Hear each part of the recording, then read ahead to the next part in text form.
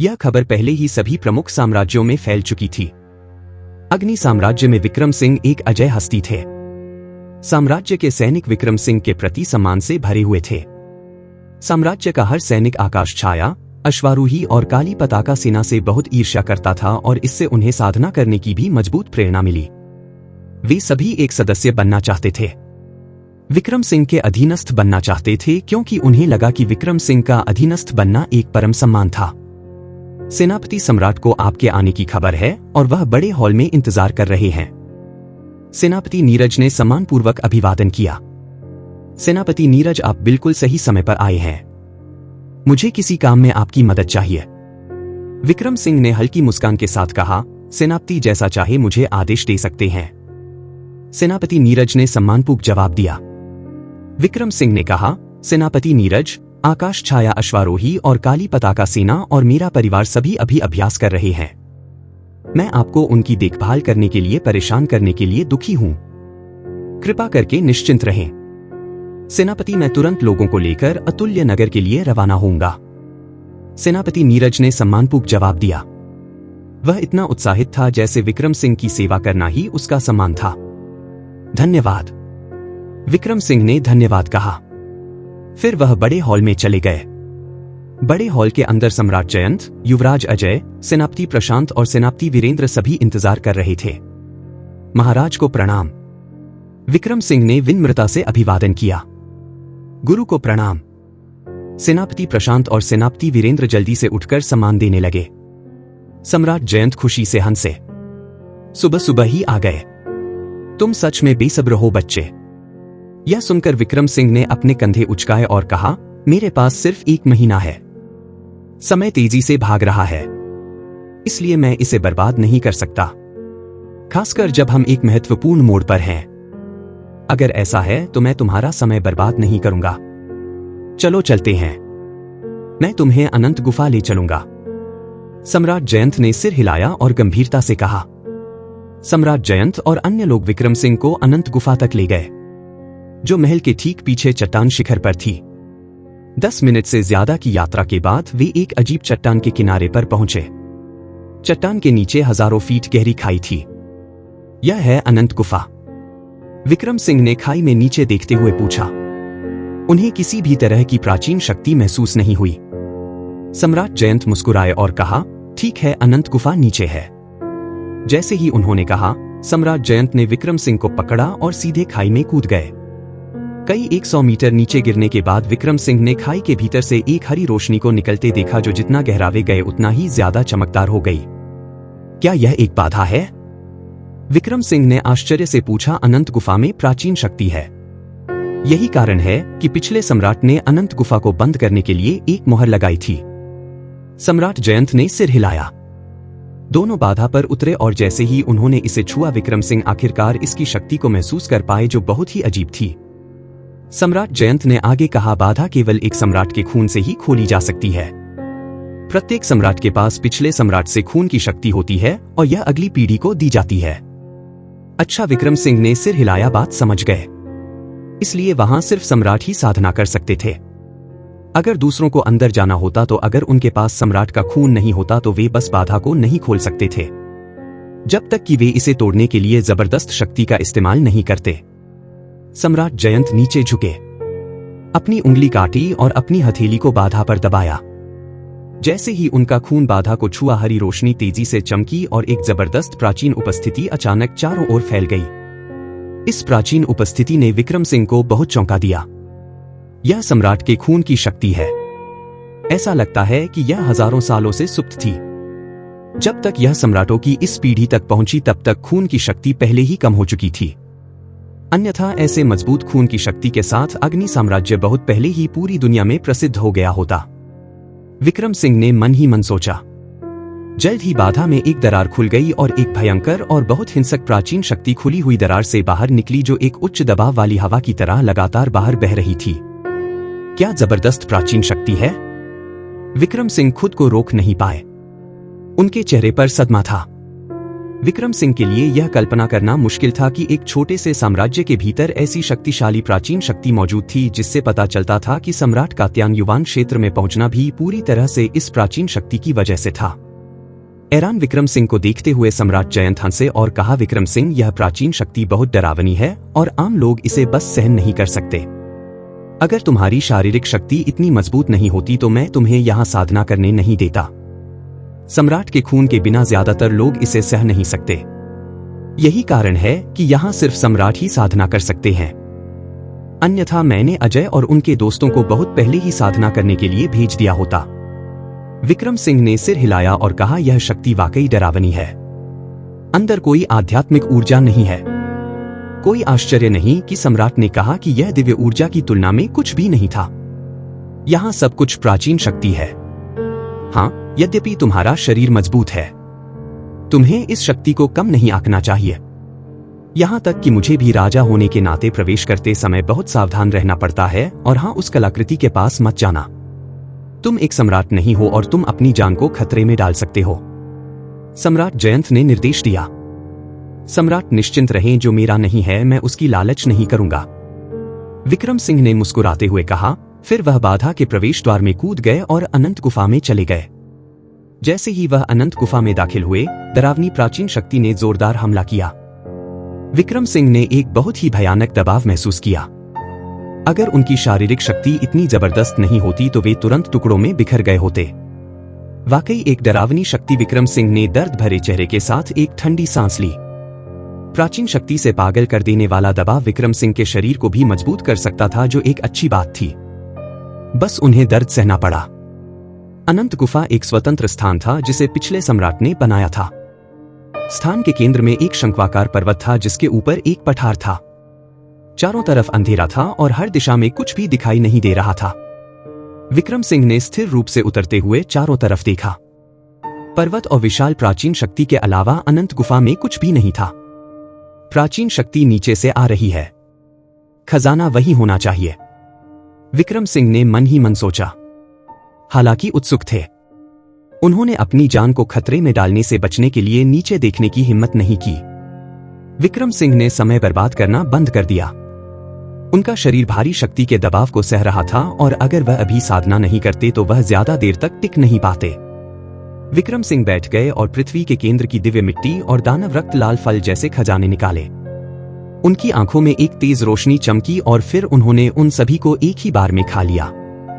सर्वोच्च ड्रैगन भगवान निर्णय तेज गति से चलने लगा। अनंत गुफा की प्राचीन शक्ति को पागलपन से सोखने और परिष्कृत करने लगा। चारों ओर से विशाल प्राचीन शक्ति इकट्ठा हुई और वास्तव में ठोस हो गई। एक जलते हुए लाल ऊर्जा के घेरे में बदल गई। यह दृश्य बहुत ही शानदार था, जिसमें विशाल मात्रा में जलती हुई लाल ऊर्जा के घेरे लगातार विक्रम सिंह के शरीर में प्रवेश कर रहे थे। थोड़ी देर बाद जैसे ही विक्रम सिंह ने स्वर्ग और पृथ्वी के खजानों का सेवन किया, उनके भीतर एक अविश्वसनीय रूप से विशाल शक्ति फटने लगी। एक पल में उनका शरीर एक गुब्बारे की तरह फूल गया। उनकी नसें असहनीय दर्द से धड़कने लगी और प्राचीन शक्ति के शक्तिशाली दबाव के साथ यहां तक कि अपने मजबूत शरीर के साथ भी विक्रम सिंह दर्द से करा उठे। असहनीय था। हालांकि इसने विक्रम सिंह की साधना की गति को भी बहुत तेज कर दिया। शक्तिशाली सर्वोच्च ड्रैगन भगवान निर्णय ने तेजी से सोखा और परिष्कृत किया। सोखी गई और परिष्कृत सच्ची युवान एक नदी की तरह विक्रम सिंह के क्यूई समुद्र में बढ़ गई। विक्रम सिंह ने अपने दांत भी और दर्द सहन किया। यहां तक कि असहनीय दर्द के बावजूद उन्होंने जबरदस्ती खुद को संभाले रखा। इस दर्द भरी साधना से बहुत बड़ा लाभ हुआ। विक्रम सिंह अपनी साधना के स्तर को तेजी से बढ़ते हुए महसूस कर सकते थे। एक ऐसी गति जिसे देखकर कोई भी चौंक जाता। स्वर्ग और पृथ्वी के खजानों की शुद्ध और विशाल शक्ति ने विक्रम सिंह को सोखने के लिए सीधे ऊर्जा प्रदान की, बिना परिष्करण की जरूरत के। यही कारण था कि उनकी साधना इतनी डरावनी गति से आगे बढ़ सकती थी। युवा दान क्षेत्र के 8वें स्तर तक पहुंचना अब नजदीक है। विक्रम सिंह ने दर्द के बावजूद पागलपन भरी खुशी के साथ कहा। उनके विकृत चेहरे पर एक मुड़ी हुई मुस्कान आ गई जो रोने से भी बदसूरत लग रही थी। वर्तमान में विक्रम सिंह युवानाथ क्षेत्र के 7वें स्तर के शिखर पर थे, 8वें स्तर में आधे कदम के साथ। उनकी वर्तमान डरावनी गति को देखते हुए विक्रम सिंह को विश्वास था कि 7 दिनों के भीतर वह निश्चित रूप से युवा नादान क्षेत्र के 8वें स्तर में कदम रखेंगे। हालांकि विक्रम सिंह ने इस पर ध्यान नहीं दिया कि उनके शरीर के अंदर की विशाल शक्ति के कारण वह अपने भीतर फैलती हुई थोड़ी सी गर्मी को महसूस करने में पूरी तरह से विफल रहे। समय बीतता गया और पलक झपकते ही 7 दिन बीत गए। यह दिन विक्रम सिंह की उन्नति का क्षण था।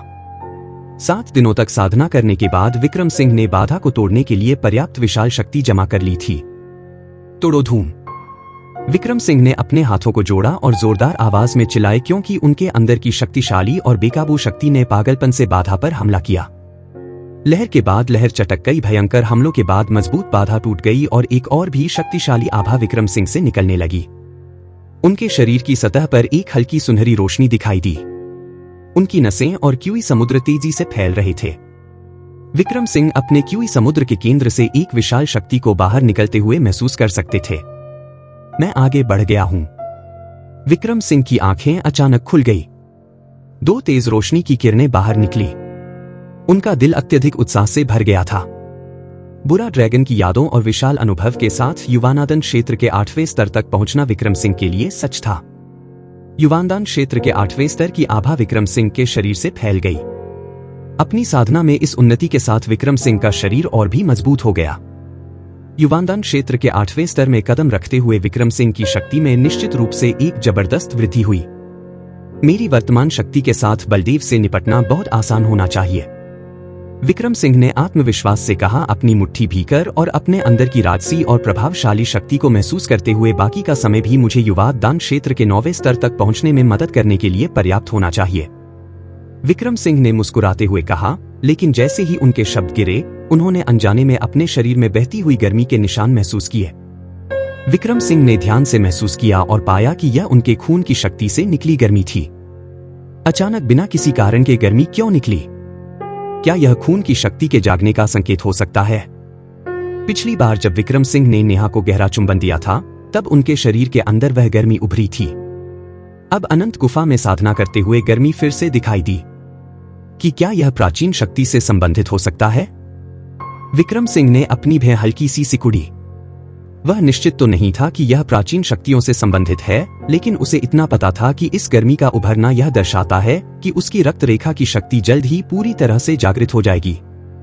इस गर्मी के भीतर विक्रम सिंह एक ऐसी शक्ति को महसूस कर सकता था जो उसकी रक्त रेखा की शक्ति से पूरी तरह से अलग थी। यह एहसास ठीक वैसा ही था जब उसने नेहा को बड़े ही प्यार से चुमा था, पर उसे यह भी नहीं पता था कि यह शक्ति क्या थी। मुझे नहीं पता कि मेरी रक्त रेखा पूरी तरह से जागृत होने के बाद कितनी शक्तिशाली हो जाएगी, और ना ही मुझे इस गर्मी में छिपी हुई रहस्यमयी शक्ति के बारे में पता है, विक्रम सिंह ने खुद से सोचा। वह उत्सुकता से भर गया था।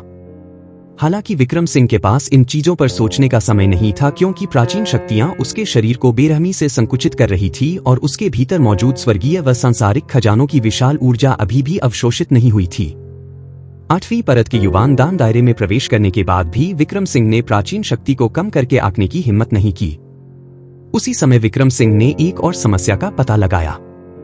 असीम खाई में प्राचीन शक्ति अथाह प्रतीत होती थी और 7 दिनों तक पागलों की तरह साधना करने के बाद भी विक्रम सिंह को प्राचीन शक्ति में कोई कमी महसूस नहीं हुई।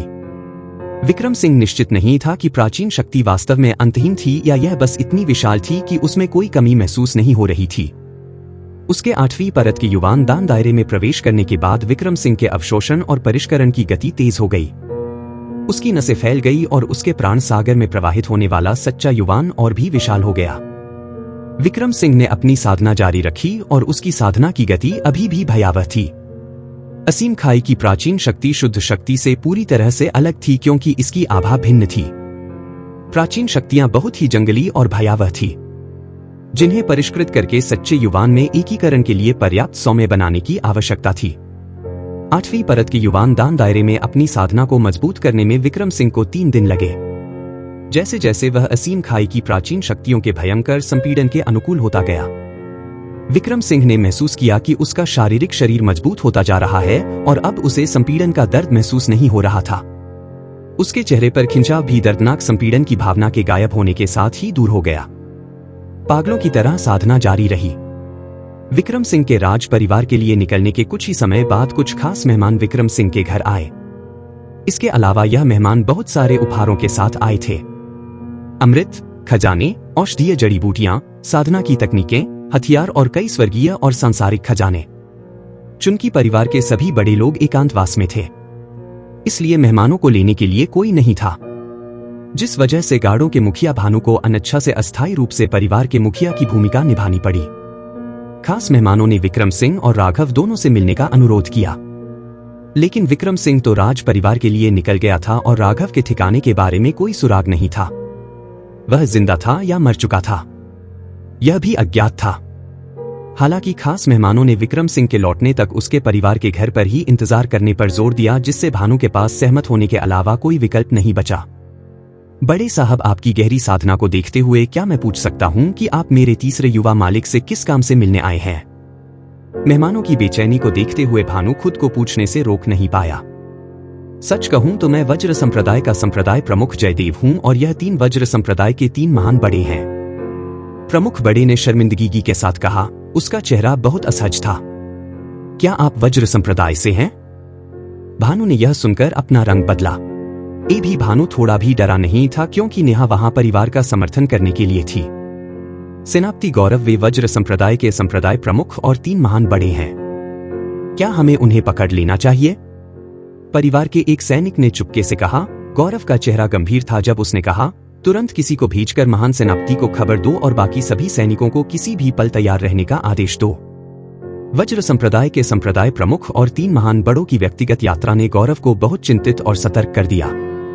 उनकी साधना दुर्ज थी और वे निश्चित रूप से उसे और उसके आदमियों को हरा देंगे। हालांकि जैसे ही गौरव ने अपनी बात पूरी की, परिवार के आंगन में जयदेव की ओर से आए शब्दों ने उसे चौंका दिया। एक बड़े ने तुरंत समझाया, आपने हमें गलत समझा है। हम कमांडर को फिर से नाराज करने की हिम्मत कैसे करेंगे? हम पहले से ही काफी डरे हुए हैं। सच कहूं तो हम 3 बड़े यहां किसी बुरे इरादे से नहीं आए हैं।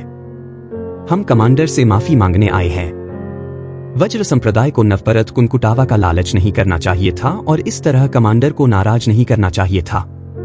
जयदेव ने गहरे अफसोस के साथ कहा। भानु और परिवार के गार्ड भी चौंक गए। वज्र संप्रदाय के संप्रदाय प्रमुख और 3 महान बड़े माफी मांगने आए थे। विक्रम सिंह से माफी की तलाश में। रुको, चलो उन्हें सुनते हैं। गौरव ने सैनिक को रोकने के लिए तुरंत हस्तक्षेप किया।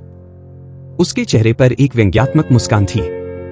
सचमुच अप्रत्याशित वज्र संप्रदाय वास्तव में अपनी गलतियों को स्वीकार करने आया। यह वास्तव में दुर्लभ है। सेनापति गौरव, क्या उनका कोई और एजेंडा हो सकता है? वज्र संप्रदाय के महान बड़े को आखिर कमांडर ने मार डाला था। एक सैनिक ने माथे पर बल डालकर पूछा, चिंता व्यक्त करते हुए। गौरव ने तिरस्कार पूर्वक कहा, कमांडर ने नवरत्न संप्रदाय को ध्वस्त कर दिया और स्वर्ग युवान क्षेत्र के विशेषज्ञों को मार डाला। उसने पहले ही 4 महान साम्राज्यों को रोक दिया है। वज्र संप्रदाय और क्या करना चाहेगा?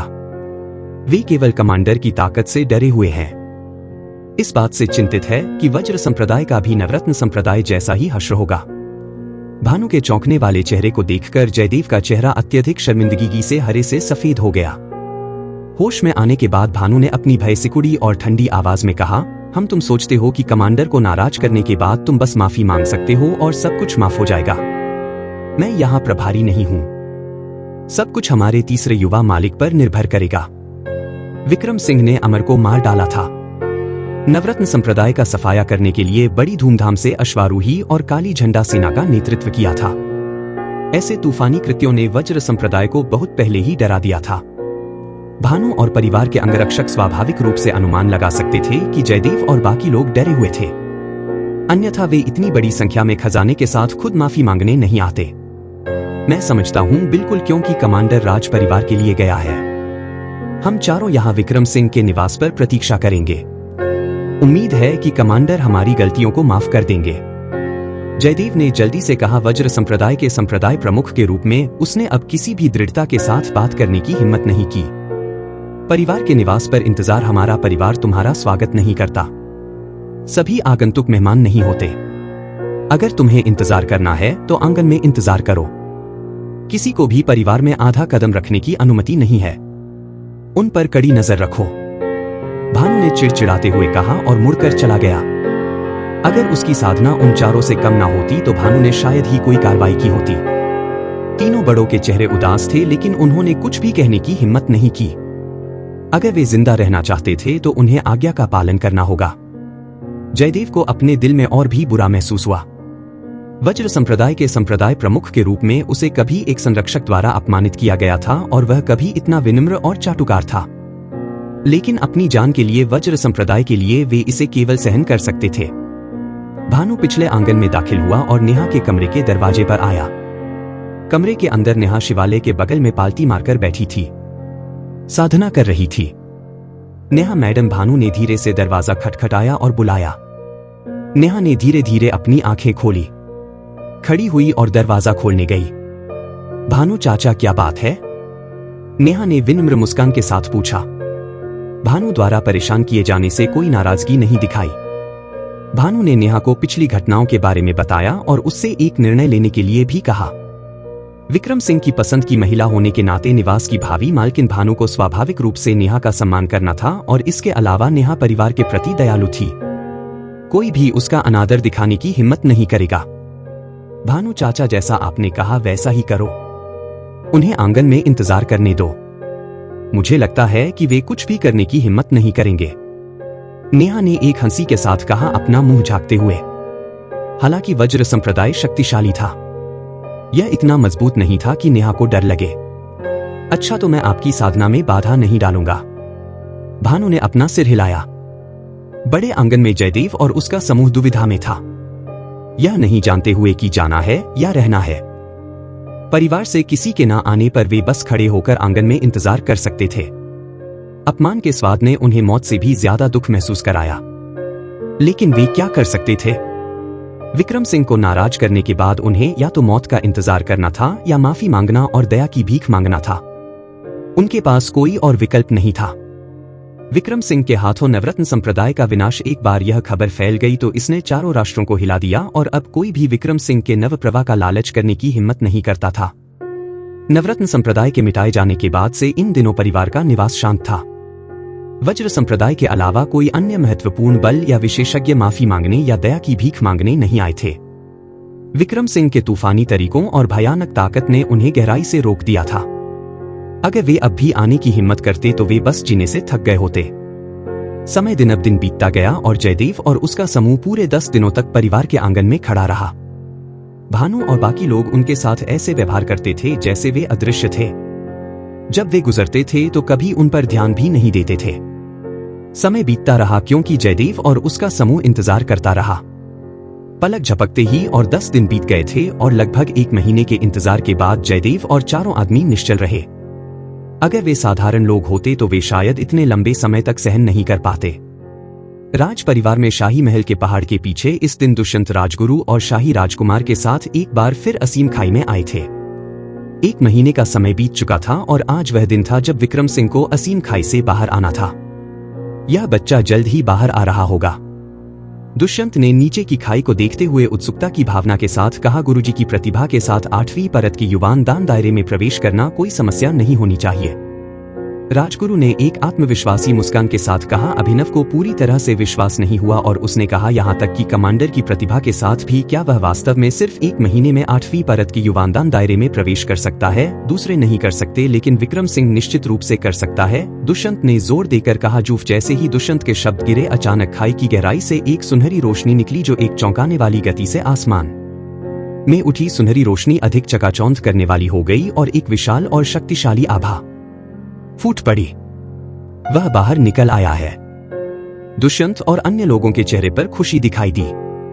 गुरुजी ने वास्तव में एक बड़ी सफलता हासिल की है।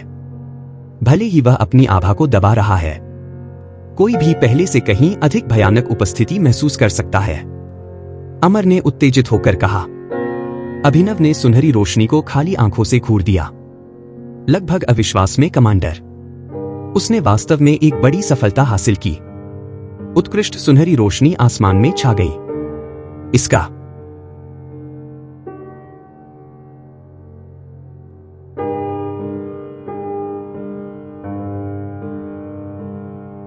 वे खौफनाक और डराने वाला था।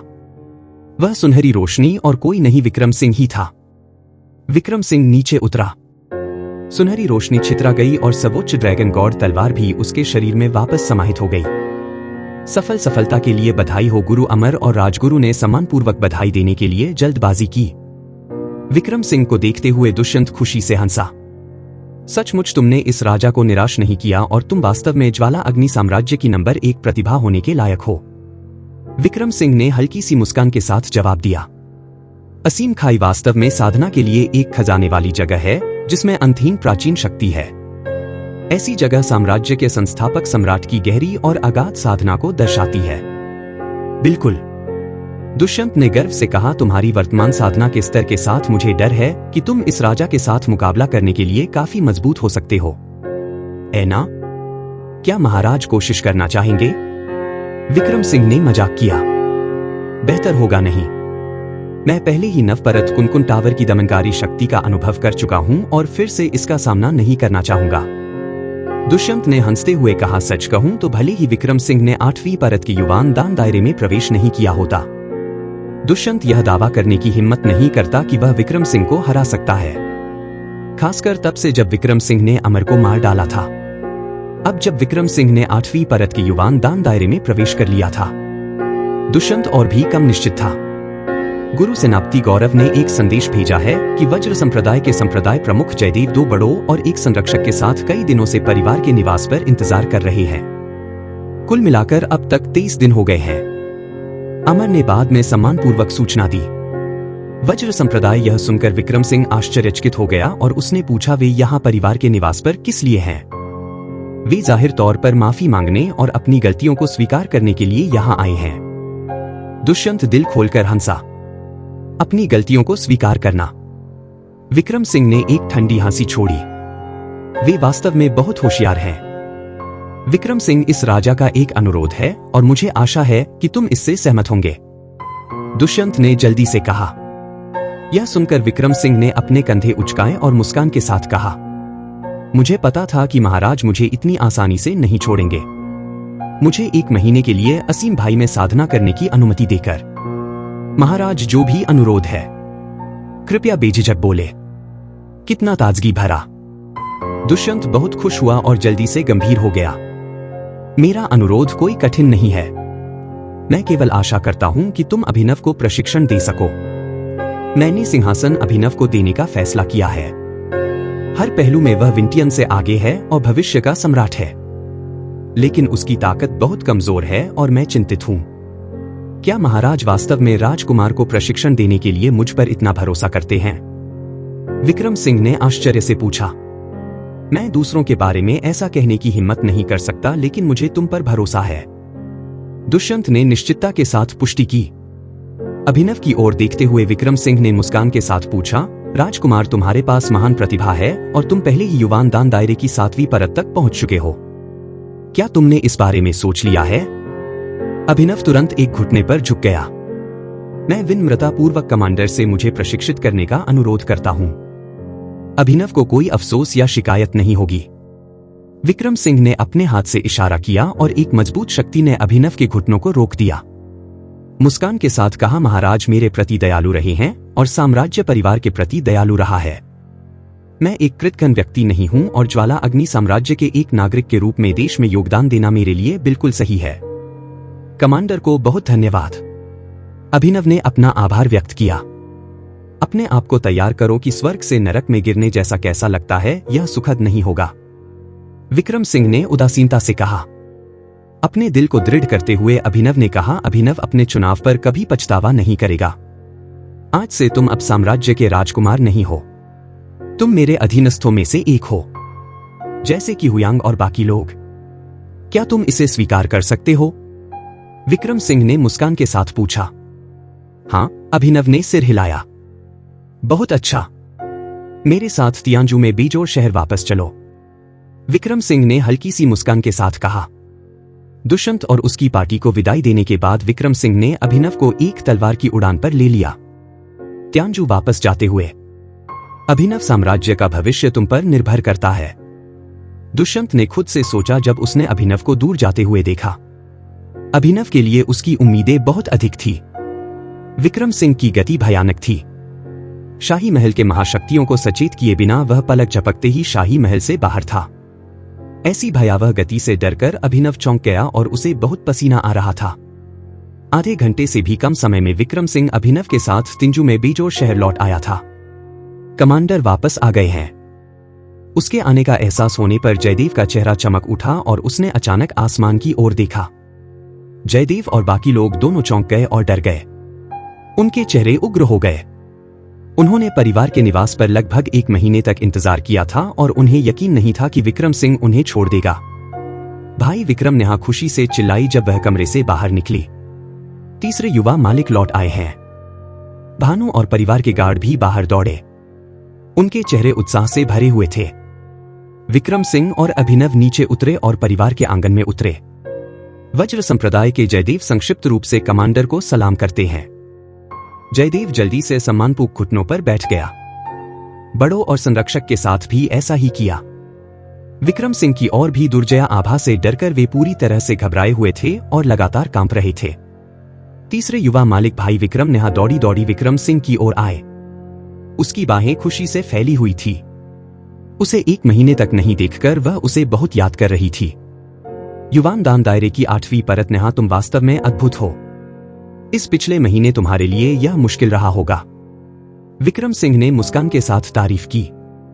जयदेव और उसके समूह को पूरी तरह से नजरअंदाज कर दिया। उनके साथ ऐसा व्यवहार किया जैसे वे हवा थे। नेहा ने अपना सिर हिलाया और मुस्कान के साथ कहा, यह मुश्किल नहीं था। जयदेव और उसके तीनों साथी बहुत शर्मिंदा घुटनों के बल बैठने के लिए मजबूर थे और उठने की हिम्मत नहीं कर रहे थे। यहां तक कि अपना सिर भी उठाने में असमर्थ थे। अरे राजकुमार, नेहा ने आश्चर्य से कहा। अभिनव को देखते हुए नेहा, मैडम। अभिनव ने विनम्र मुस्कान के साथ जवाब दिया। राजकुमार को सलाम। भानु और गार्डों ने सम्मानपूर्वक सलाम किया। चलो पिछले आंगन में चलते हैं, विक्रम सिंह ने मुस्कान के साथ कहा। नेहा का हाथ पकड़कर पिछले आंगन की ओर बढ़ते हुए जयदेव और बाकी लोगों को पूरी तरह से नजरअंदाज कर दिया। विशाल पिछला आंगन खाली था।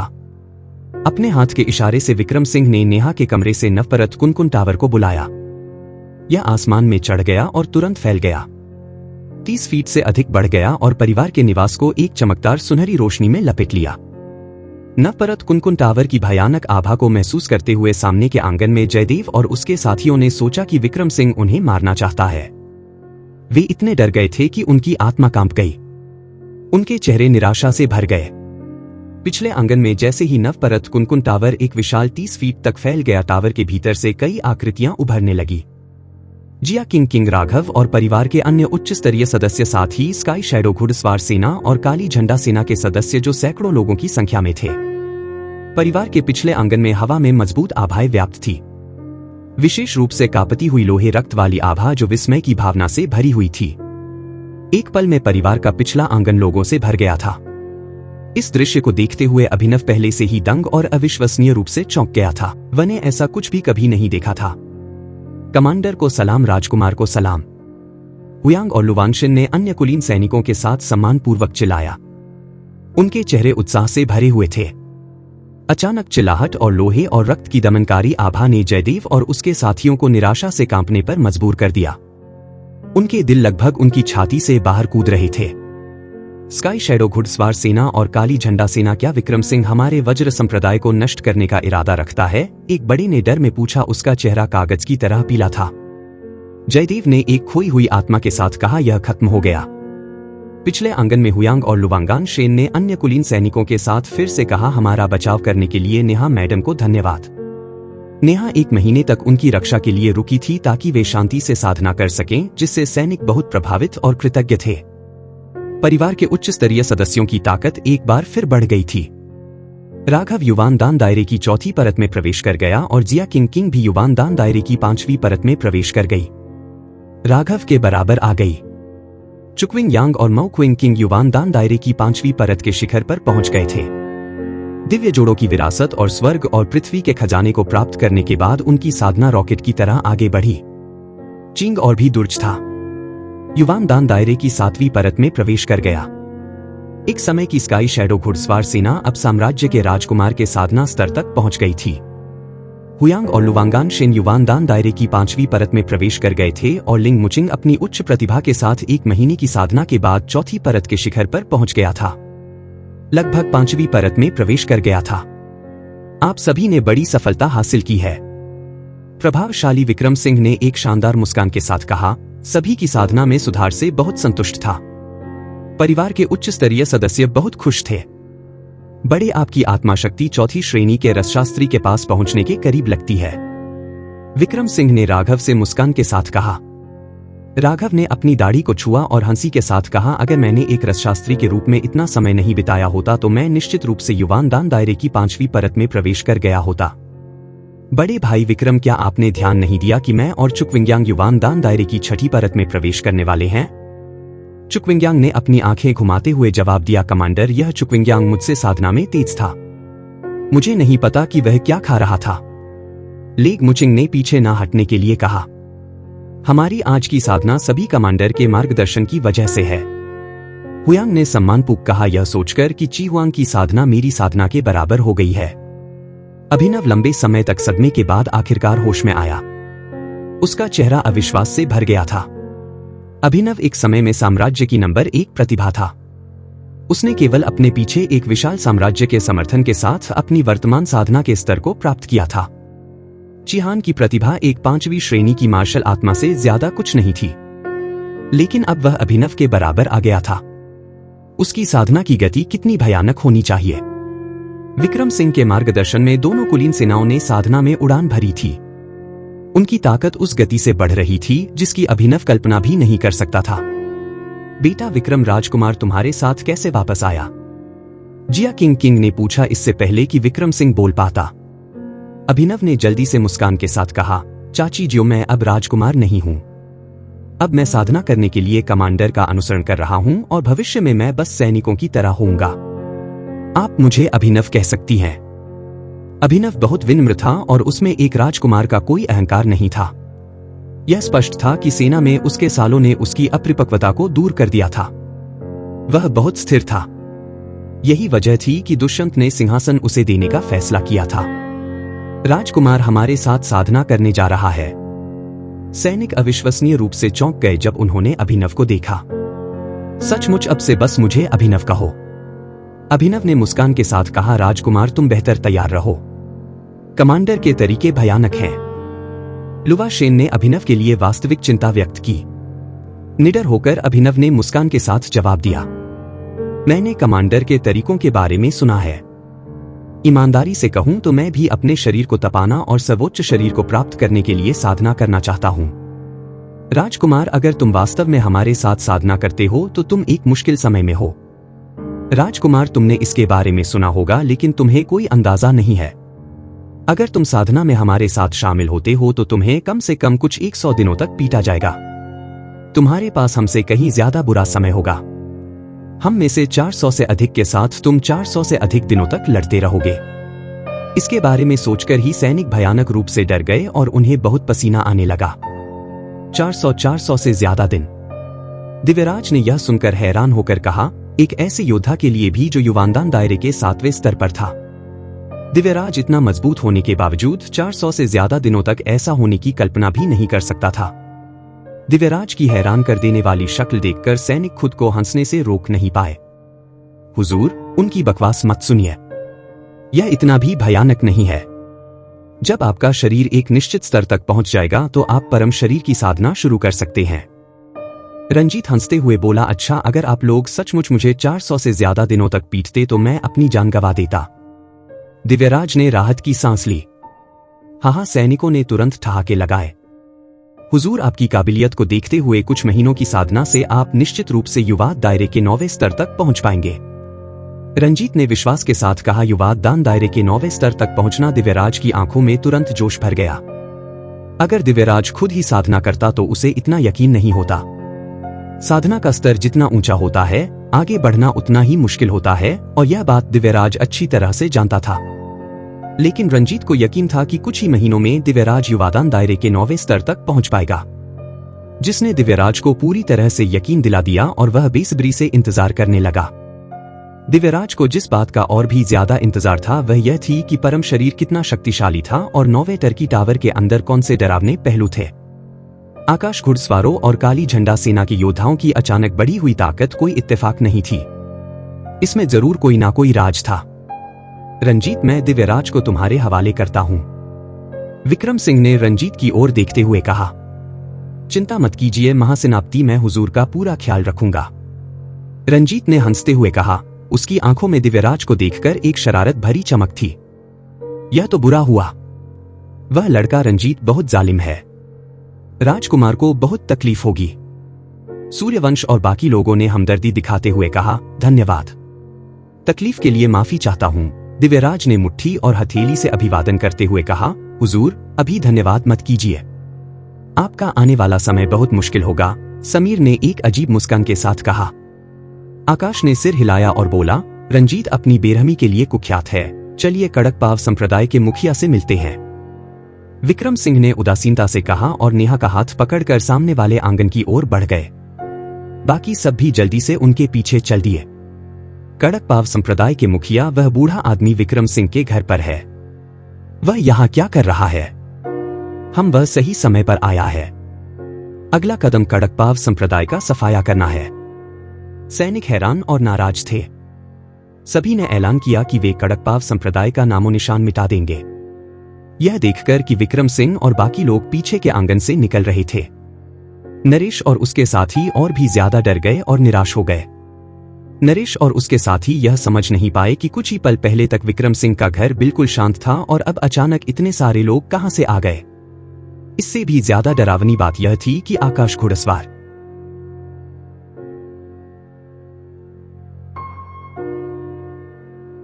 और काली झंडा सेना के 400 से ज्यादा सैनिक विक्रम सिंह के घर पर मौजूद थे। नरेश और बाकी लोगों की साधना के स्तर के साथ वे ऐसी लोहे जैसी शक्ति का पता कैसे नहीं लगा सकते थे। नरेश, इतनी हिम्मत की तुमने जो कुछ भी किया है। उसके बाद महासेनापति विक्रम सिंह के घर आए। सूर्यवंश ने ठंडे लहजे में चिल्लाया। एक भयानक और जानलेवा आभा उसके चारों ओर फैल गई। सेनापति, मुझे इन्हें मारने दीजिए। रंजीत ने ठंडे लहजे में चिल्लाया। युवादान दायरे के 7वें स्तर की ताकत के साथ हमला करने के लिए तैयार हो गया। महासेनापति, हमें बख्श दीजिए। विक्रम सिंह को पास आते देख नरेश और उसके साथी डर से चिल्लाए और खड़े होने की हिम्मत ना करके घुटने टेक दिए। नरेश, तुमने कड़कपाव संप्रदाय के बड़े मुखिया को महासेनापति के टावर को छीनने के लिए भेजा और यहां तक कि महासेनापति को मारना भी चाहा। फिर भी तुम माफी मांगने की हिम्मत कर रहे हो। आकाश ने तिरस्कार पूर्वक कहा। उसकी नजरें बेहद तीखी थी। नरेश ने डर में कहा, महासेनापति, यह मेरी दूरदर्शिता की कमी थी। मुझे आपके खजाने का लालच नहीं करना चाहिए था। मुझे उम्मीद है कि महासेनापति उदारता दिखाएंगे और हमें बख्श देंगे। तुम्हें बख्श दें? तुम सपना देख रहे हो। रंजीत ने तिरस्कार पूर्वक कहा। नरेश पर हथेली से हमला करने ही वाला था। जैसे ही रंजीत हमला करने वाला था, विक्रम सिंह ने अचानक बीच में दखल दिया। नरेश पर एक अलग नजर डालते हुए विक्रम सिंह ने कहा, मैंने सुना है कि तुम लगभग 1 महीने से विक्रम सिंह के घर पर मेरा इंतजार कर रहे थे। लगता है तुम काफी ईमानदार हो। महासेनापति, हम सचमुच में पछता रहे हैं और अपनी गलती मान रहे हैं और हम उम्मीद करते हैं कि महासेनापति कड़कपाव संप्रदाय को बख्श देंगे। नरेश ने बार बार माफी मांगते हुए सर झुकाया। रक्षक ने भी डर में कहा, हाँ महासेनापति, हम सच में पछता रहे हैं और महासेनापति को धोखा देने की हिम्मत नहीं करेंगे। सच में पछता रहे हो? विक्रम सिंह हल्का सा मुस्कुराया और बोला, मुझे यकीन है कि तुम ईमानदार हो, वरना तुम मेरे पास नहीं आते। धन्यवाद। महासेनापति नरेश और उसके साथियों ने बार बार झुककर धन्यवाद दिया। विक्रम सिंह के सामने कड़कपाव संप्रदाय के ऊंचे ओहदे पर होने के बावजूद उन्हें अपनी इज्जत की परवाह नहीं थी। जिंदा रहना ही सबसे ज्यादा मायने रखता था। धन्यवाद देने की जल्दी मत करो। मैंने बस यह कहा कि मुझे यकीन है कि तुम सच में पछता रहे हो। मैंने कभी नहीं कहा कि मैं तुम्हें बख्श दूंगा। तुम जानते हो कि मुझसे दुश्मनी लेने का क्या अंजाम होता है? विक्रम सिंह ने ठंडे लहजे में कहा। इन शब्दों पर नरेश और उसके साथियों के चेहरे पूरी तरह से बदल गए, डर और निराशा से भर गए। महासेनापति, कृपया रहम कीजिए। नरेश और उसके साथी अपनी जान की भीख मांगने लगे। बार बार माफी मांगने से उनके माथे से खून बह रहा था।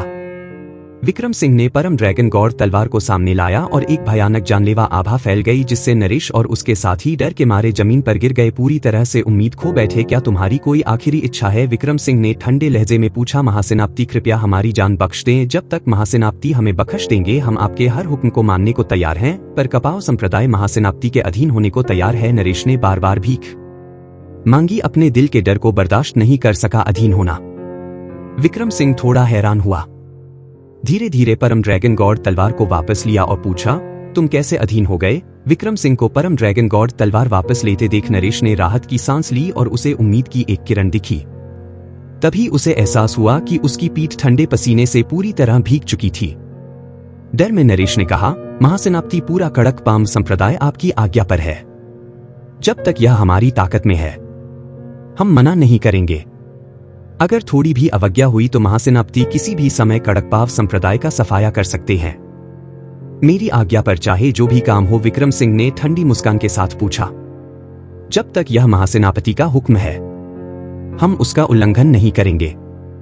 नरेश ने हिचकिचाने की हिम्मत नहीं की। उसे डर था कि थोड़ी सी भी देरी उसकी मौत का कारण बन सकती है। यह सुनकर विक्रम सिंह ने परम ड्रैगन गॉड तलवार को अपने शरीर के अंदर वापस रख लिया और मुस्कुराया। याद रखना, यह तुम्हारे शब्द हैं। उठो। बहुत बहुत धन्यवाद। महासेनापति नरेश और बाकी लोगों ने कहा, पूरी तरह से राहत महसूस कर रहे थे। नरेश और उसके साथियों ने पहले कभी ऐसा डर महसूस नहीं किया था। यह लाचारी सबसे ज्यादा डरावनी थी। उनकी यात्रा बेकार नहीं गई। लगभग 1 महीने का इंतजार बेकार नहीं गया था। कम से कम विक्रम सिंह उन्हें मारेंगे नहीं और कड़कपाव संप्रदाय बच गया था।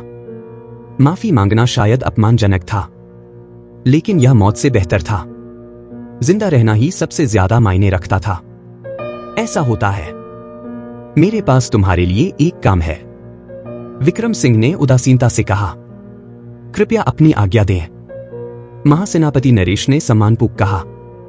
कोई भी अनादर दिखाने की हिम्मत नहीं की।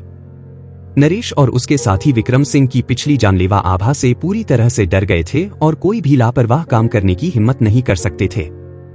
कड़कपाव संप्रदाय जलधारा साम्राज्य के प्रभाव में है। किसी को भेजकर जलधारा साम्राज्य और निर्मल संप्रदाय पर गुप्त रूप से नजर रखो। कोई भी गतिविधि मुझे तुरंत बताओ।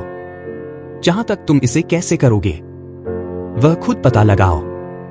विक्रम सिंह ने ठंडे लहजे में हुक्म दिया। इन शब्दों पर चारों के भाव थोड़े बदल गए। जलधारा साम्राज्य और निर्मल संप्रदाय की जासूसी, क्या यह मौत को दावत देना नहीं था? हालांकि नरेश ने विरोध करने की हिम्मत नहीं की और जल्दी से जवाब दिया, आपकी आज्ञा का पालन किया जाएगा महासेनापति। तुम कोई चाल चलने की कोशिश मत करना। मैंने पहले ही लोगों को विभिन्न देशों की बड़ी शक्तियों का आकलन करने के लिए भेजा है। नरेश, अगर तुमने मुझे धोखा देने की हिम्मत की तो मैं तुम्हारी आंखों के सामने कड़कपाव संप्रदाय को तबाह कर दूंगा, विक्रम सिंह ने ठंडे लहजे में कहा। उसके शब्द धमकी से भरे हुए थे। हम हिम्मत नहीं करेंगे। नरेश और बाकी लोगों ने डर से चिल्लाया। विक्रम सिंह की आंखों में देखने की हिम्मत नहीं कर रहे थे। उनकी आत्माएं इतनी डर गई थी कि वे भाग सकते थे। वे कोई चाल चलने की हिम्मत कैसे कर सकते थे? तुम समझदार हो। मैं तुम्हें एकांतवास से बाहर आने पर कड़कपाव संप्रदाय का सफाया करने की योजना बना रहा था, लेकिन पता चला कि तुम मेरे लिए लगभग 1 महीने से इंतजार कर रहे थे। कड़कपाव संप्रदाय के अधीन होने की बात को ध्यान में रखते हुए मैं अभी के लिए तुम्हारी जान बख्श दूंगा। अब जाओ। विक्रम सिंह ने उदासीनता से कहा। आपकी दया के लिए धन्यवाद। महासेनापति नरेश और बाकी लोगों ने डर से चिल्लाया। विक्रम सिंह के घर से जल्दी से बाहर निकलते हुए एक पल भी रुकना नहीं चाहते थे। विक्रम सिंह के घर से बाहर निकलते हुए नरेश और उसके साथियों ने सचमुच अपमान महसूस किया।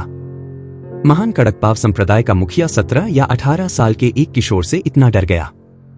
अगर यह बात पता चली तो वे दुनिया भर में मजाक का पात्र बन जाएंगे। बेशक उनका डर मौत का नहीं था, बल्कि विक्रम सिंह की ताकत बहुत ज्यादा डरावनी थी। अगर वह उन्हें मारना चाहता था तो यह हथेली पलटने जितना आसान था। महासेनापति, क्या हम उन्हें बस जाने दे रहे हैं? अगर वे निर्मल संप्रदाय के साथ हाथ मिला लेते हैं तो विशाल ने कुछ अनच्छा से पूछा। उनकी इतनी हिम्मत नहीं है, वरना वे इतनी डर से माफी नहीं मांगते। समीर ने एक तिरस्कारपूर्ण मुस्कान के साथ जवाब दिया। मुझे नहीं लगता कि उनकी हिम्मत होगी, विक्रम सिंह ने कहा, नरेश में इतनी हिम्मत होने का यकीन नहीं करते हुए। फिर उन्होंने कहा, जलधारा साम्राज्य और निर्मल संप्रदाय 1 महीने से शांत रहे हैं और उनकी ताकत कम नहीं है। हमें सतर्क रहना चाहिए। प्रवीण सिंह सहमत हुए। हाँ, हमें जलधारा साम्राज्य और निर्मल संप्रदाय को कम नहीं समझना चाहिए। भले ही वे मजबूत हैं, लेकिन वे जल्दबाजी करने की हिम्मत नहीं करते। अगर वे ऐसा करते तो वे पिछले 1 महीने में ही कोई कदम उठा चुके होते। संक्षेप में, वे भी मेरे भाई की ताकत से डरते हैं, नेहा ने हल्की हंसी के साथ कहा। नेहा सही कह रही है। यहां तक कि तियान युवान दायरे के योद्धा भी नहीं कि वे चौकस हैं। समीर ने गर्व से कहा। विक्रम सिंह ने हल्की सांस ली और कहा, यह दुख की बात है कि मेरे पिता के बारे में अभी भी कोई खबर नहीं है। आज तक हम यह अंदाजा नहीं लगा पाए हैं कि कौन जिम्मेदार है और ना ही हम जानते हैं कि मेरे पिता जीवित है या मर चुके हैं। यह सुनकर विक्रम सिंह के परिवार के सदस्य चिंतित दिखे। जिसने भी प्रताप सिंह को पकड़ा था वह आज तक सामने नहीं आया था। जांच करने के लिए भेजे गए लोगों को एक भी सुराग नहीं मिला, जिससे विक्रम सिंह बहुत चिंतित था। मुझे उम्मीद है कि आपके पिता सुरक्षित होंगे, मान्या ने दुख से कहा। प्रताप सिंह का जिक्र सुनकर उदास होने से खुद को रोक नहीं पाए। परिवार के मुखिया जरूर सुरक्षित होंगे। विक्रम सिंह, तुम्हें इतना परेशान होने की जरूरत नहीं है, प्रवीण सिंह ने दिलासा दिया। प्रताप सिंह के गायब होने के बाद से बिल्कुल कोई सुराग नहीं था, जैसे कि वह धरती से गायब हो गए हो।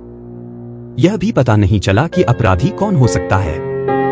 विक्रम सिंह कितना भी मजबूत क्यों ना हो, वह स्थिति में लाचार था। महासेनापति हालांकि निर्मल संप्रदाय बहुत बड़ी ताकत रखता है और हमारे पास अभी उनसे लड़ने की ताकत नहीं है, लेकिन मायाजाल संप्रदाय की ताकत जयघोष संप्रदाय के जैसी ही है।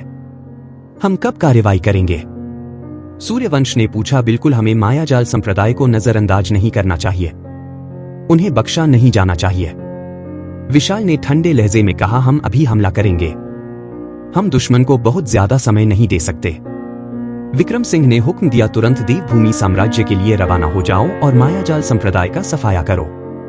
जयघोष संप्रदाय के विनाश के बाद एक ही महीना बीता था जब आकाश घुड़सवार और काली झंडा सेना ने एक नए अभियान पर विक्रम सिंह का साथ दिया। इस बार उनका निशाना मायाजाल संप्रदाय था। 9वें टर्की टावर को हथियाने की अपनी महत्वाकांक्षा में मायाजाल संप्रदाय ने विक्रम सिंह को कई बार मारने के लिए मजबूत हमलावर भेजे थे, लेकिन वे सब नाकाम हो गए थे। फिर भी उन्होंने अपना कदम उठाया था, क्योंकि उन्होंने 9वें स्तर की टावर के लिए लड़ने की हिम्मत की थी। इसका मतलब था कि वे मरने के लिए तैयार थे। विक्रम सिंह अपने दुश्मनों के प्रति निर्दय और ठंडे दिल का था और उसने सभी गलतियों का बदला लेने की कसम खाई थी। देवभूमि साम्राज्य की यह यात्रा निश्चित रूप से मायाजाल संप्रदाय के विनाश के साथ खत्म होने वाली थी। लोहे के खुरों की दिल को छू लेने वाली आवाज बेमिसाल शहर से शुरू हुई, जो देवभूमि साम्राज्य की ओर बढ़ रही थी। जहां भी वे जाते, साम्राज्य के सबसे कुलीन सैनिकों की राजसी उपस्थिति ने अनगिनत लोगों का सम्मान और पूजा जीती। शाही महल महाराज महासेनापति पहले ही आकाश घुड़सवारों और काली झंडा सेना को लेकर देवभूमि साम्राज्य के लिए निकल चुके हैं। युवराज भी उनके साथ गए हैं। राघव ने मुख्य कक्ष में सम्मानपूर्वक रिपोर्ट दी। देवराज ने सिर हिलाया और एक ठंडी मुस्कान के साथ कहा, मायाजाल संप्रदाय, क्या तुम कभी सोच सकते थे कि मैं विक्रम सिंह को वज्रपणी कुंड में साधना करने दूंगा? इसने विक्रम सिंह को युवानदान दायरे के 8वें स्तर तक पहुंचने में मदद की। देवराज नीचे आते हुए बोले, मुझे भी यकीन नहीं है कि मैं अब विक्रम सिंह को हरा सकता हूं। मायाजाल संप्रदाय का अंत जरूर तय है। महाराज, नरेश और वे लोग महासेनापति के अधीन हो गए हैं। राघव ने फिर से रिपोर्ट दी। ओ देवराज ने राघव की ओर हैरानी से देखा और अनिश्चितता से पूछा, नरेश विक्रम सिंह के अधीन हो गया? राघव ने सम्मानपूर्वक कहा, जी हां, पूरा कड़कपाव संप्रदाय महासेनापति के अधीन हो गया है, वरना वह उन्हें बहुत पहले ही मार चुके होते। कड़कपाव संप्रदाय का अधीन होना सचमुच एक बड़ा आश्चर्य है। देवराज ने खुशी से हंसते हुए कहा, कड़कपाव संप्रदाय के अधीन होने से वह सचमुच हैरान थे। यह मजबूत और अनपेक्षित था कि वे स्वेच्छा से विक्रम सिंह के अधीन हो गए। किसी को दूसरे बड़े साम्राज्य को अपनी ताकत से अधीन कराने के लिए किस तरह की भयानक ताकत होनी चाहिए। महासेनापति आगे देवभूमि साम्राज्य की सीमा है। एक बार जब हम देवभूमि साम्राज्य में प्रवेश कर जाएंगे तो मायाजाल संप्रदाय दूर नहीं होगा। सूर्यवंश ने सैनिकों के एक एक करके घोड़े से उतरने पर सीमा की ओर इशारा करते हुए कहा। विक्रम सिंह ने सिर हिलाया और कहा, तुम लोग मायाजाल संप्रदाय की ओर बढ़ो, मैं जल्द ही पीछे आता हूं। स्विश, इन शब्दों के साथ विक्रम सिंह ने परम ड्रैगन गॉड तलवार को उठाया, सीधे आसमान में उड़ गए, एक सुनहरी रोशनी की किरण में बदल गए, देवभूमि साम्राज्य की ओर बढ़ गए और पलक झपकते ही ऊंचे आसमान में गायब हो गए। महासेनापति कहां जा रहे हैं? सैनिक एक के बाद एक हैरान थे। सूर्यवंश और दिव्यराज को नहीं पता था कि विक्रम सिंह कहां गया था, लेकिन उन्होंने और नहीं पूछा। वे सैनिकों को देवभूमि साम्राज्य में ले गए और मायाजाल संप्रदाय की ओर दौड़ पड़े। सैनिकों के युद्धक घोड़ों की देखभाल सीमा की रखवाली करने वाले एक जनरल ने की।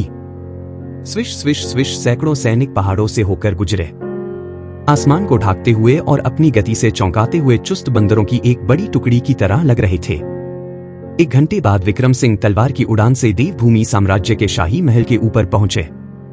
उनकी शक्तिशाली आभा फैल गई और तुरंत शाही परिवार के कई मजबूत लोगों को सचेत कर दिया।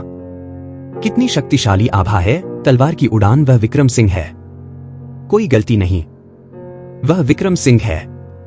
शाही परिवार के कई मजबूत लोग बाहर निकले और जब उन्होंने शक्तिशाली आभा के स्रोत की ओर देखा तो उनके चेहरे बुरी तरह से बदल गए। वे डर से सहम गए क्योंकि उन्होंने विक्रम सिंह को पहचान लिया था। साम्राज्य के महान जनरल और कई अन्य जनरल मुख्य महल की ओर भागे। विक्रम सिंह के आने से वे बहुत असहज हो गए थे। महल के अंदर देवभूमि सम्राट और राज्य पुरोहित, साथ ही साम्राज्य के अन्य शीर्ष अधिकारी भी इस जबरदस्त आभा को महसूस कर चुके थे और अंदाजा लगा रहे थे कि यह कौन हो सकता है। उन्हें यह नहीं पता था कि विक्रम सिंह यहां आकर क्या करना चाहते थे। विक्रम सिंह धीरे धीरे नीचे उतरे और जैसे ही उन्होंने जमीन को छुआ, परम ड्रैगन गॉड तलवार एक लकीर में बदल गई जो उनके शरीर में समा गई। उनकी जबरदस्त आभा इस तरह गायब हो गई जैसे कि वह एक साधारण व्यक्ति हो। महल के विशाल चौक में साम्राज्य के कई मजबूत लोग पहले ही जमा हो चुके थे। देवभूमि सम्राट और राज्य पुरोहित, साथ ही अन्य बड़े लोग भी महल से बाहर आ गए थे। सभी के चेहरे पर गंभीर भाव थे। देवभूमि सम्राट, हम फिर से मिलते हैं। देवभूमि सम्राट को शांति से देखते हुए विक्रम सिंह ने एक हल्की मुस्कान के साथ कहा। शाही परिवार के कई मजबूत लोगों के सामने भी निडर थे। देवभूमि सम्राट ने हल्का सा माथा सिकोड़ा। विक्रम सिंह 1 महीने पहले से कहीं ज्यादा मजबूत लग रहा था।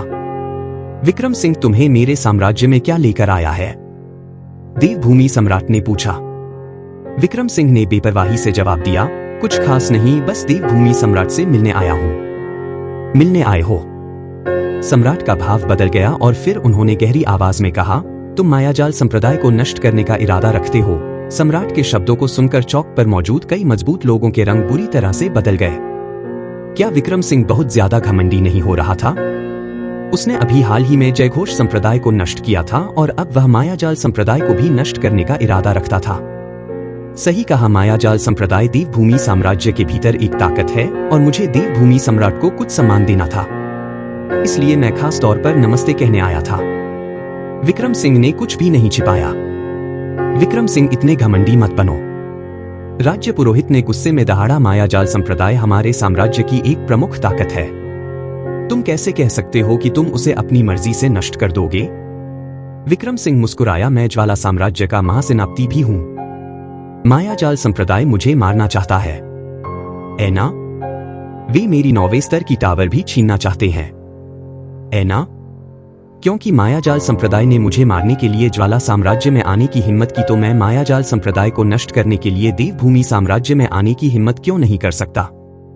देवभूमि सम्राट का चेहरा काला पड़ गया। विक्रम सिंह की हरकतें देवभूमि साम्राज्य के लिए अनाथ।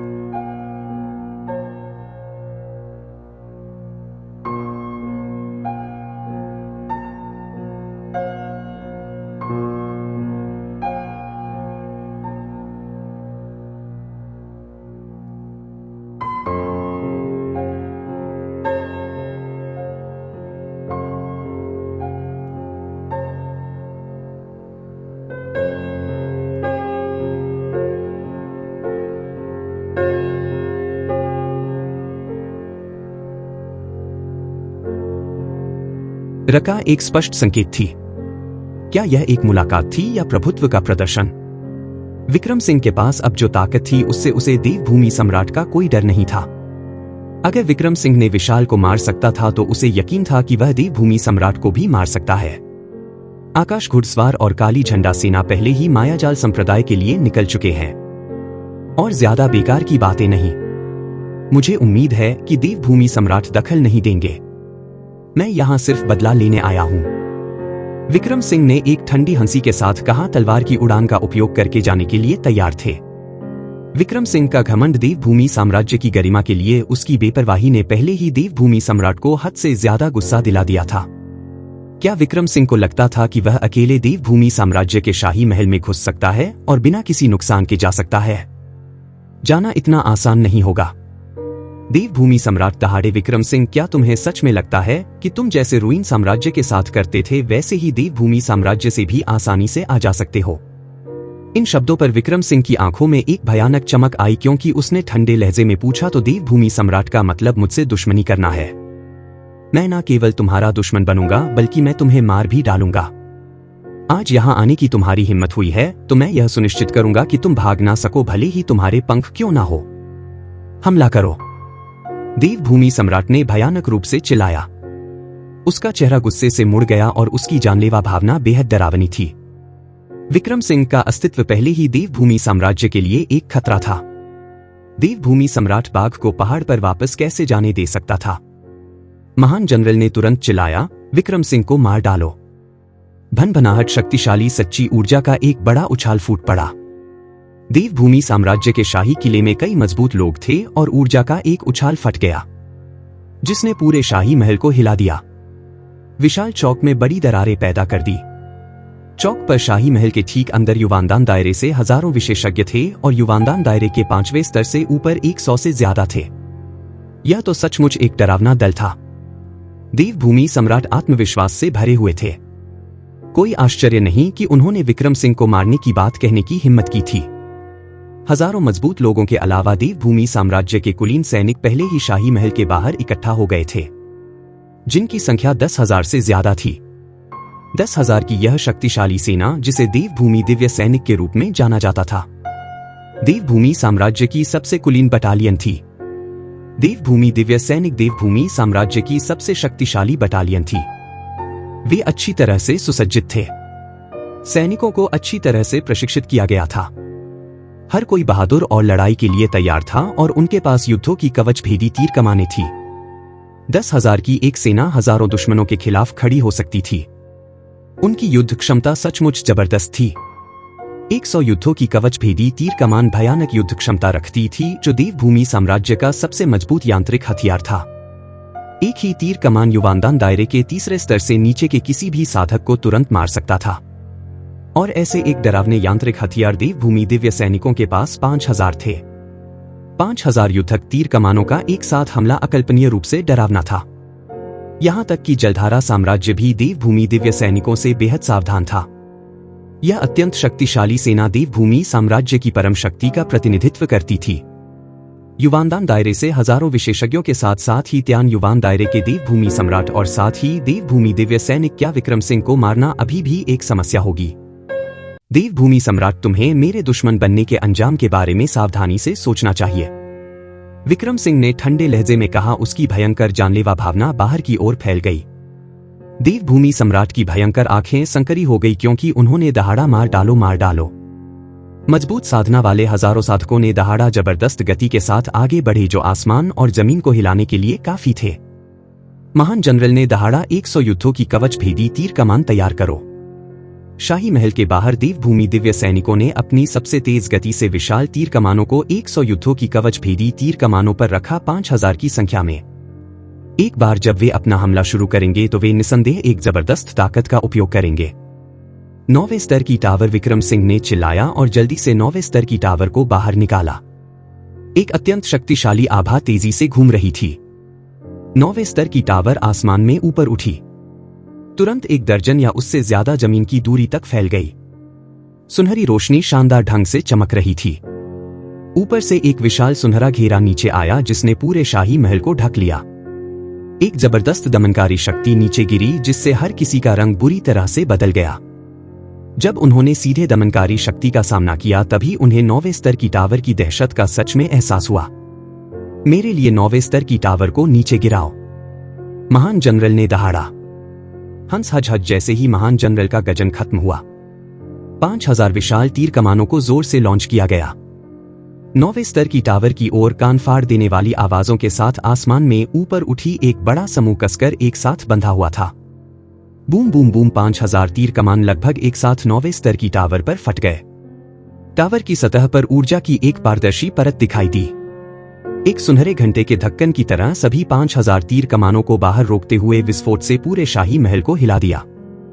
हालांकि अविश्वसनीय रूप से शक्तिशाली 100 युद्धों की कवच भेदी तीर कमानों के साथ भी 5000 तीर कमानों का हमला 9वें टर्की टावर को बिल्कुल भी नहीं हिला सका। सड़ा हुआ तांबा और लोहा मेरे अर्धमर कलाकृति के साथ मुकाबला करने की इच्छा रखता है। हास्यास्पद विक्रम सिंह ने उपहास किया। भनभनाहट विक्रम सिंह ने बर्फ की शक्ति को प्रेरित किया। एक अत्यंत डरावनी शक्ति बाहर निकली। सुनहरी रोशनी शानदार धन से फट गई और हड्डी ठंडा करने वाली ठंड फैल गई। चौक की जमीन नग्न आंखों से देखने योग्य दर से जमी हुई थी। विक्रम सिंह ने धीरे धीरे अपना हाथ उठाया और अपने चारों ओर कई जमीन के भीतर घने बर्फ के टुकड़े बन गए, जिनमें से हर एक में डरावनी शक्ति थी। युवानदान दायरे के 9वें स्तर पर विक्रम सिंह से निकलने वाली शक्तिशाली आभा को महसूस करते हुए देवभूमि सम्राट का चेहरा बुरी तरह से बदल गया। प्राण क्षेत्र 9वां स्तर, यह कैसे हो सकता है? 1 महीने में 2 स्तरों की उन्नति। सूर्यवंश के राजगुरु और अन्य बड़े बड़े अधिकारियों के चेहरे का रंग उड़ गया। उनके चेहरे पर दहशत साफ दिख रही थी। जो सैनिक और योद्धा बाहर आए थे, उनके मन में और भी अधिक भय समा गया और उनकी आंखों में निराशा झलकने लगी। नवतलीय और शक्ति स्तंभ का दबाव ही उन्हें डराने के लिए काफी था। लेकिन अब यह जानकर कि विक्रम ने प्राण क्षेत्र के 9वें स्तर तक उन्नति कर ली है, उनकी रूह कांप उठी थी। हाँ, विक्रम सिंह ने वास्तव में प्राण क्षेत्र के 9वें स्तर में कदम रख दिया था, ना कि केवल 8वें स्तर में। प्राण क्षेत्र के 9वें स्तर में विक्रम के कदम रखने का मतलब था कि उसकी शक्ति और भी अधिक भयानक हो गई थी और नवतलीय शक्ति स्तंभ की शक्ति और भी भयानक होगी। इस क्षण तो सूर्यवंश का सम्राट भी कांपने लगा। यह असंभव है।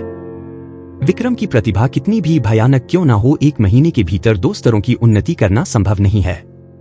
सूर्यवंश का सम्राट दहशत में बोला। वह कल्पना भी नहीं कर पा रहा था कि विक्रम ने किस तरह का प्रशिक्षण लिया होगा। सूर्यवंश का सम्राट एक देव क्षेत्र का योद्धा था। उसने इस प्रक्रिया को अनुभव किया था और वह जानता था कि अपनी साधना के स्तर को बढ़ाना कितना मुश्किल था। उसने विक्रम जैसा कोई असाधारण प्रतिभाशाली कभी नहीं देखा था। जब विक्रम अकेले सूर्यवंश के शाही परिवार में घुसने की हिम्मत कर रहा था, तो सम्राट को समझ जाना चाहिए था कि विक्रम के पास पर्याप्त शक्तिशाली क्षमता है। नहीं तो क्या यह एक भेड़ का शेर की मान में चलने जैसा नहीं होता? प्राण क्षेत्र के 7वें स्तर पर होते हुए भी विक्रम ने पहले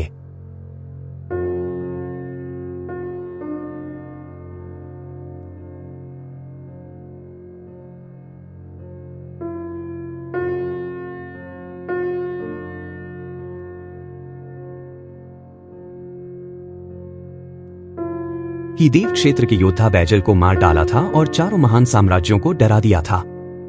अब जब उसने प्राण क्षेत्र के 9वें स्तर में कदम रख दिया है, तो क्या एक निम्न स्तर के देव क्षेत्र के योद्धा को मारना उसके लिए हाथ पलटने जैसा नहीं होगा? किसी ने भी अनुमान नहीं लगाया था कि विक्रम केवल 1 महीने में प्राण क्षेत्र के 7वें स्तर की चोटी से 9वें स्तर तक पहुंच जाएगा। इस क्षण विक्रम की और भी भयानक शक्ति को महसूस करते हुए सूर्यवंश के सम्राट को पछतावा होने लगा। लेकिन अब पछतावे के लिए बहुत देर हो चुकी थी। जब विक्रम ने एक बार हमला कर दिया तो वह पीछे कैसे हट सकता था? विक्रम के हाथ के एक इशारे के साथ उसके चारों ओर बनी बर्फ की नुकीली चोटियां बिजली की गति से सभी दिशाओं में फैल गई। जहां भी वे गुजरी, एक के बाद एक योद्धा उन नुकीली चोटियों से भेदे गए और कुछ तो कई लोगों को एक साथ छेदते हुए निकल गए। पीछे खड़े सैनिक डर के मारे पीछे हट गए। वह शक्ति इतनी भयानक थी कि वह शतभेदी बाण से अनगिनत गुना अधिक शक्तिशाली थी। पलक झपकते ही 100 से अधिक प्राण क्षेत्र के योद्धा विक्रम के हाथों मारे गए। इतनी क्रूरता और निर्ममता के साथ किसे डर नहीं लगता? तुरंत साम्राज्य के सभी योद्धाओं को बुलाओ। सभी अधिकारियों को अपने शक्तिशाली योद्धाओं को भेजकर विक्रम को खत्म करने का आदेश दो। राजगुरु ने घबराहट में आदेश दिया। यह सुनकर विक्रम हल्के से मुस्कुराया। सूर्यवंश के शाही परिवार के सभी योद्धा बाहर आ रहे हैं। राजगुरु जी सच में मेरी बहुत तारीफ कर रहे हैं। क्या आप साम्राज्य के हर छोटे बड़े दल के सभी शक्तिशाली योद्धाओं को भी बुलाना चाहेंगे? सच कहूं तो राजगुरु को आदेश देने की जरूरत नहीं थी। विशाल शाही शहर में शाही महल से भारी आभा महसूस करके सभी अधिकारियों के शक्तिशाली योद्धा पहले से ही दौड़ पड़े थे। महासेनापति ने क्रोध में चिल्लाया, अपनी युद्ध कलाओं का प्रदर्शन करो। असंख्य शक्तिशाली योद्धाओं ने एक बार फिर अपनी असली शक्ति को पूरी तरह से उत्तेजित किया। अपनी सबसे शक्तिशाली युद्ध तकनीकों को तैनात करते हुए उन्नत स्तर की युद्ध तकनीक वायु अग्निमुष्टि, उन्नत स्तर की युद्ध तकनीक ज्वाला भाला, उच्च स्तरीय युद्ध तकनीक आकाश और धरती का विध्वंस ... शक्तिशाली योद्धाओं के एक बड़े समूह ने लगातार चिल्लाते हुए अपनी शक्तिशाली युद्ध तकनीकों का प्रदर्शन किया। शक्तिशाली ऊर्जा की लहरें विक्रम की ओर बढ़ी। महल में ध्वनि बू गूंजने लगी। एक ऐसा दृश्य जो भव्य और प्रभावशाली दोनों था। यहां तक कि राजगुरु ने भी खुद हमला किया। प्राण क्षेत्र के 8वें स्तर की शक्ति को कम नहीं आंका जा सकता था। चौक में विक्रम बिना हिले धुले खड़ा था। वह इन जबरदस्त हमलों का सामना कर रहा था जैसे कि वे कुछ भी ना हो। धमाका धमाका धमाका भों शक्तिशाली युद्ध तकनीकों की एक विशाल श्रृंखला ने लगातार विक्रम के शरीर पर बमबारी की और लगातार विस्फोटों से पूरे शाही शहर में गूंज उठी, क्योंकि शाही महल ध्वनि से कांप रहा था। ऊर्जा की विशाल लहरें एक तूफान की तरह फैल गई। वह बच भी नहीं रहा। वह मौत को बुला रहा है। महासेनापति ने क्रोध में चिल्लाया। घमंडी बच्चा, वह हमें तुच्छ समझने की हिम्मत करता है। वह सीधे सीधे मौत को बुला रहा है। हम में से इतने सारे लोग एक साथ हमला कर रहे हैं। विक्रम चाहे कितना भी शक्तिशाली क्यों ना हो, वह मरेगा नहीं तो गंभीर रूप से घायल हो जाएगा। यह बच्चा पागल हो गया है। असंख्य शक्तिशाली योद्धाओं के चेहरों पर एक संतुष्ट मुस्कान आ गई। लगभग 1000 लोग अपनी तकनीकों का उपयोग कर रहे थे और फिर भी विक्रम बच भी नहीं रहा था। क्या यह मौत को बुलाना नहीं था? जैसे जैसे भयानक ऊर्जा की लहरें धीरे धीरे कमजोर हुई, चौक के केंद्र से एक बेहद डरावनी आभा निकलने लगी जो धीरे धीरे पिछले विस्फोटक ऊर्जाओं को ढक रही थी। इस हिंसक और खूंखार आभा को महसूस करके सभी के चेहरे बदल गए और उनमें डर दिखाई देने लगा। वह विक्रम का गरुड़ कवच है। सूर्यवंश के सम्राट ने सदमे में चिल्लाया। एक हवा का झोंका आया और धूल बैठ गई। चौक के केंद्र में एक बड़ा गड्ढा दिखाई दिया। गड्ढे के केंद्र में एक आकृति खड़ी थी। उसके पैरों के नीचे की हरी चट्टानें अनडैमेज थी। यह कोई और नहीं विक्रम सिंह था। विक्रम के पीछे काले पंखों की एक जोड़ी निकली थी। गरुड़ कवच। गरुड़ कवच को बुलाने के बाद विक्रम की आभा और भी मजबूत हो गई थी। विक्रम की साधना के प्राण क्षेत्र के 9वें स्तर तक पहुंचने के साथ गरुड़ कवच की सुरक्षात्मक शक्ति बहुत अधिक शक्तिशाली हो गई थी। इसके अलावा विक्रम ने सर्वोच्च शरीर की दूसरी अवस्था को पार कर लिया था और उसकी शारीरिक शक्ति हर किसी की कल्पना से परे थी। एक शक्तिशाली शरीर गरुड़ कवच के साथ मिलकर ऐसा था कि लगभग 1000 लोगों के हमले विक्रम को नुकसान नहीं पहुंचा सके। सभी लोगों ने हैरानी और अविश्वास के साथ अपनी आंखें चौड़ी कर ली। विक्रम को आंख होकर घूरते रहे। उनकी आंखें लगभग बाहर निकल आई। एक पल के लिए पूरा दृश्य एक संक्षिप्त चुप्पी में डूब गया और फिर यह अराजकता में फट गया। विक्रम, वह बिल्कुल ठीक है। यह असंभव है। बिल्कुल असंभव है। विक्रम भले ही शक्तिशाली हो, लेकिन वह हम सभी के हमलों को कैसे रोक सकता है? यह सचमुच एक भूत को देखने जैसा है। क्या यह बच्चा इंसान भी है? शक्तिशाली लोग डर गए थे और सम्राट और राजगुरु दोनों बोलने से भी बहुत डर गए थे। अगर यह देवक्षत्र होता तो वे विश्वास कर सकते थे, लेकिन विक्रम केवल प्राण क्षेत्र के 9वें स्तर पर था और उसने देव क्षेत्र में कदम नहीं रखा था। लगभग 1000 लोग, जिनमें राजगुरु और प्राण क्षेत्र के 6ठे और 7वें स्तर के कई शक्तिशाली व्यक्ति शामिल थे। यहां तक कि सूर्यवंश का सम्राट भी यह कहने की हिम्मत नहीं करेगा कि वह इतने सारे लोगों के संयुक्त हमलों को रोक सकता है और बिना किसी नुकसान के बाहर निकल सकता है। अपने काले पंखों के फड़फड़ाने के साथ विक्रम की आकृति जमीन से 3 मीटर ऊपर उठ गई।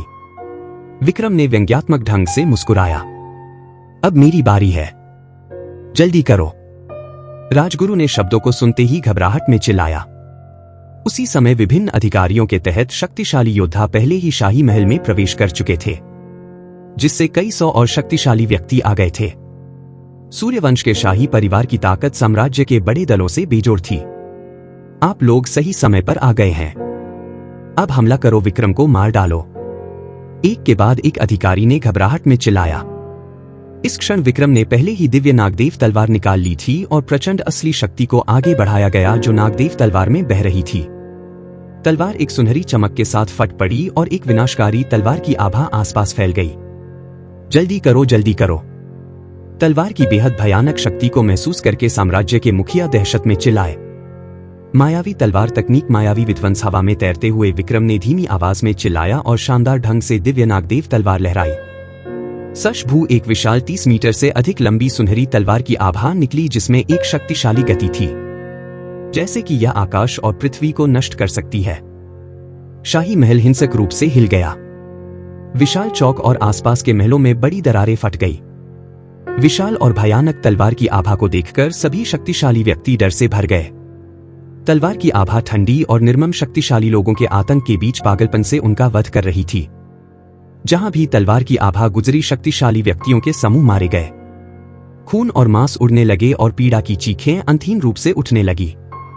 शशभू विक्रम मुड़ा और अपने पीछे एक और तलवार लहराई। विशाल तलवार की आभा ने सूर्यवंश के शाही परिवार के शक्तिशाली लोगों का पागलपन से वध किया। जैसे ही विक्रम ने हमला किया, उसने कई शक्तिशाली व्यक्तियों को डरा दिया और बस थोड़े ही समय में चौक में खून की एक नदी बह गई। अधिक शक्तिशाली योद्धा अत्यंत खतरे में बच निकले, लेकिन शून्य दूरी पर तलवार की आभा के उन्हें छूते ही वे इसकी भयानक प्रकृति को गहराई से महसूस कर सकते थे। राजगुरु महासेनापति, चलो हाथ मिलाते हैं। एक 7वें स्तर के प्राण क्षेत्र के शक्तिशाली व्यक्ति ने चिल्लाया। प्राण क्षेत्र के 6ठे, 7वें और 8वें स्तर के लोग 100 से अधिक की संख्या में जल्दी से विक्रम को घेरने के लिए आगे बढ़े। उनकी संयुक्त ताकत बिल्कुल भयानक थी। बहुत बढ़िया, विक्रम ने जोर से चिल्लाया, अपने बाएं हाथ में एक शक्तिशाली शक्ति को केंद्रित करते हुए। तृतीय आकाशीय क्रो।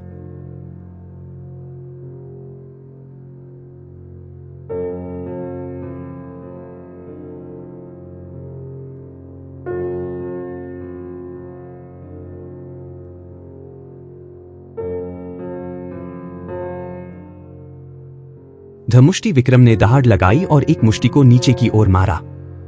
बुद्ध की हथेली के उतरने जैसी एक विशाल मुष्टि की छाप दमनकारी रूप से नीचे की ओर आ रही थी। उन्नत स्तर की युद्ध तकनीक लोहात्मा मुष्टि, उच्च स्तरीय युद्ध तकनीक सप्तारा प्रचंड वायुक, उच्च स्तरीय युद्ध तकनीक पवित्र आत्मा का भाला। 100 से अधिक शीर्ष गुरुओं ने अपनी पूरी शक्ति का उपयोग करके युद्ध तकनीकों का प्रदर्शन किया। शक्तिशाली ऊर्जा की लहरें आकाश की ओर उठी, जो विक्रम की विशाल सुनहरी मुष्टि की छाप की ओर बढ़ रही थी। धमाका धमाका धमाका, फुट फुट फुट फुट। टकराव के क्षण में 100 से अधिक शीर्ष शक्तिशाली लोगों ने एक के बाद एक खून थूका। विक्रम की शक्तिशाली मुष्टि की छाप की शक्ति के सामने वे इसे सहन करने में पूरी तरह से असमर्थ थे। भयानक ऊर्जा की लहरें एक तूफान में परिवर्तित हो गई, जो पूरे में फैल गया और पूरा भव्य शाही शहर कांपने लगा। शाही शहर में अनगिनत लोग डर और अराजकता में घिर गए थे। यहां तक कि प्राण क्षेत्र के 8वें स्तर का राजगुरु भी विरोध करने में असमर्थ था। राजगुरु डर और गुस्से में चिल्लाया, अविश्वसनीय! इस लड़के में इतनी भयानक शक्ति कैसे हो सकती है? सभी डटे रहो। महासेनापति ने अपने दांत पीसकर चिल्लाया। उसका चेहरा दर्द से मुड़ा हुआ था। जाहिर है कि वह अपनी सीमा तक पहुंच गया था। अगर 100 से अधिक शीर्ष गुरु विक्रम की मुष्टि की छाप का सामना नहीं कर सकते थे, तो वह शक्ति कितनी भयानक थी। गड़गड़ाहट, फुट फुट फुट। शक्तिशाली मुष्टि की छाप बेरहमी से नीचे गिरी और जैसे ही यह एक गर्जना के साथ फट गई। 100 से अधिक शीर्ष शक्तिशाली लोगों ने फिर से खून थूका। कम साधना वाले लोग मौके पर ही मर गए, जबकि अन्य गंभीर रूप से घायल हो गए। गुर्रा इस दृश्य को देखकर कई डरे हुए शक्तिशाली लोगों, साथ ही साम्राज्य के अधिकारियों ने भी डर में अपनी लार निगल ली। महल के बाहर खड़े सूर्यवंश के सैनिक भी डर दिखा रहे थे। विक्रम ने अपनी खुद की ताकत से पूरे सूर्यवंश के शाही परिवार के शक्तिशाली लोगों का सामना किया और कई को जबरदस्त शक्ति से गंभीर रूप से घायल करने में कामयाब रहा।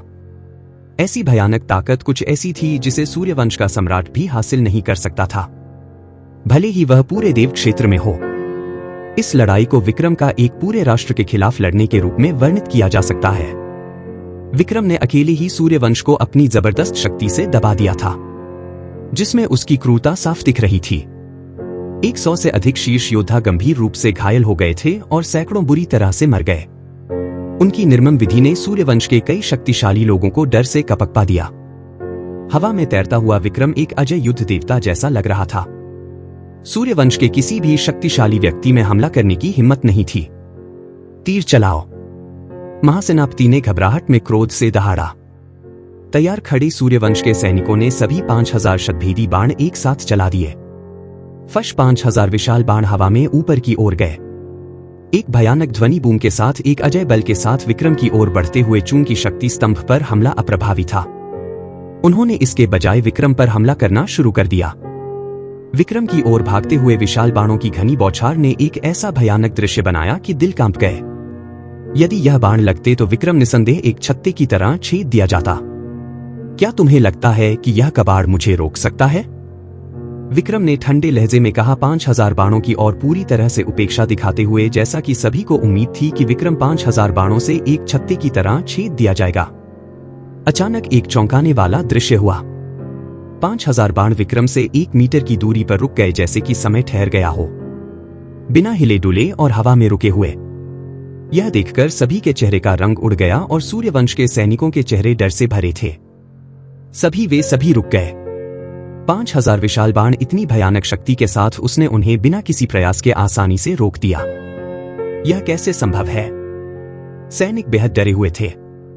कोई भी विश्वास नहीं कर सकता था कि साम्राज्य के सबसे अच्छे शतभेदी बाण विक्रम के सामने कचरे की तरह थे। विक्रम के हाथ के एक इशारे के साथ 5000 विशाल बाण जैसे कि एक आदेश का पालन कर रहे हो, मुड़ गए और नीचे सूर्यवंश के सैनिकों पर निशाना साधा। विक्रम, हमला करना बंद करो। यह देखकर सूर्यवंश का सम्राट डर गया था और उसने घबराहट में दहाड़ा। हमफ विक्रम हल्का ठंडा हंसा। 5000 बाण और भी भयानक गति और शक्ति के साथ नीचे की ओर गए। हवा को चीरती हुई ध्वनि से कानों में दर्द होने लगा। जल्दी चलो जल्दी, महासेनापति ने घबराहट में दहाड़ा। सूर्यवंश के सैनिक पूरी तरह से डरे हुए थे, पूरी अराजकता में बिखर रहे थे।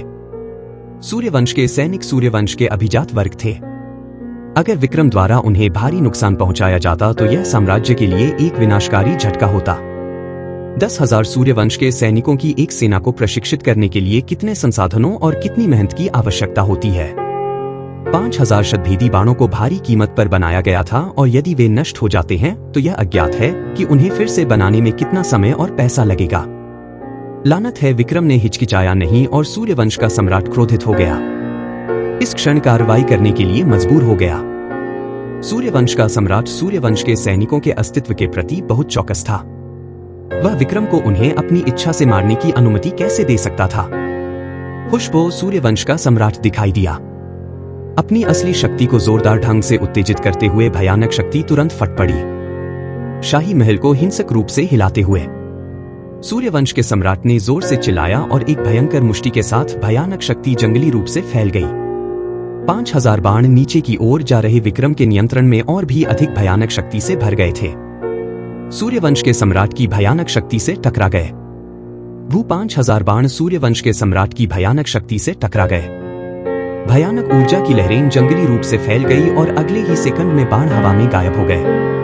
एक देव क्षेत्र के योद्धा की योग्य नफ्तलीय शक्ति स्तंभ के दमन के बावजूद वह अभी भी इसका बचाव कर सकता था। सूर्यवंश के सैनिकों ने राहत की सांस ली। अगर सूर्यवंश के सम्राट का हस्तक्षेप न होता तो उन्हें भारी नुकसान उठाना पड़ता। सूर्यवंश के सम्राट की ताकत वास्तव में जबरदस्त है। बैजल से भी थोड़ी अधिक मजबूत विक्रम ने हल्के से ठंडी मुस्कान के साथ कहा, फिर भी उसने बिल्कुल भी डर नहीं दिखाया। वह डरा नहीं था, बल्कि इसके बजाय उसने नफ्तलीय शक्ति स्तंभ को अपने शरीर में अवशोषित कर लिया। सूर्यवंश के सम्राट का चेहरा गंभीर था क्योंकि उसने भारीपन से कहा, यह राजा देखना चाहता है कि तुम अब कितने मजबूत हो। विक्रम ने हल्के से ठंडा हंसा लेकिन जवाब नहीं दिया। जैसे ही उसके शब्द गिरे, सूर्यवंश के सम्राट की भयानक शक्ति एक बार फिर फट पड़ी। उसके शरीर से चमकदार नीली रोशनी निकली और वह आकाश में जा गिरा। उसकी जबरदस्त शक्ति महल को हिला रही थी। धमाका बिना किसी हिचकिचाहट के सूर्यवंश का सम्राट आगे बढ़ा। एक गड़गड़ाहट की आवाज के साथ इतनी तेजी से आगे बढ़ रहा था। उसकी गति उग्र रूप से तीव्र थी। सूर्यवंश का सम्राट एक पल में पहुंचा। विक्रम की ओर एक भयंकर मुष्टि मारते हुए विक्रम के चेहरे पर कोई बदलाव नहीं आया क्योंकि उसने इसे मिलने के लिए एक मुष्टि फेंकी। धमाका दोनों मुट्टियां जोर से टकराई।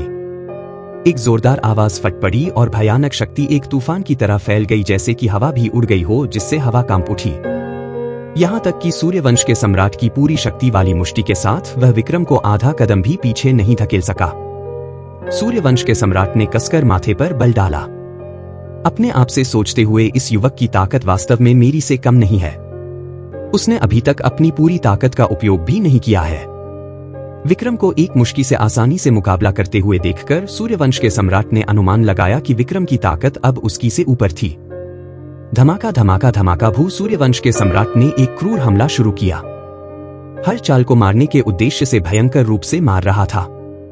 शाही शहर के ऊपर का आकाश अंतहीन रूप से कांप रहा था क्योंकि शाही शहर के भीतर हर कोई डर में देख रहा था। तीव्र करीबी लड़ाई आधे मिनट तक जारी रही, इससे पहले कि विक्रम ने अपने जवाबी हमलों का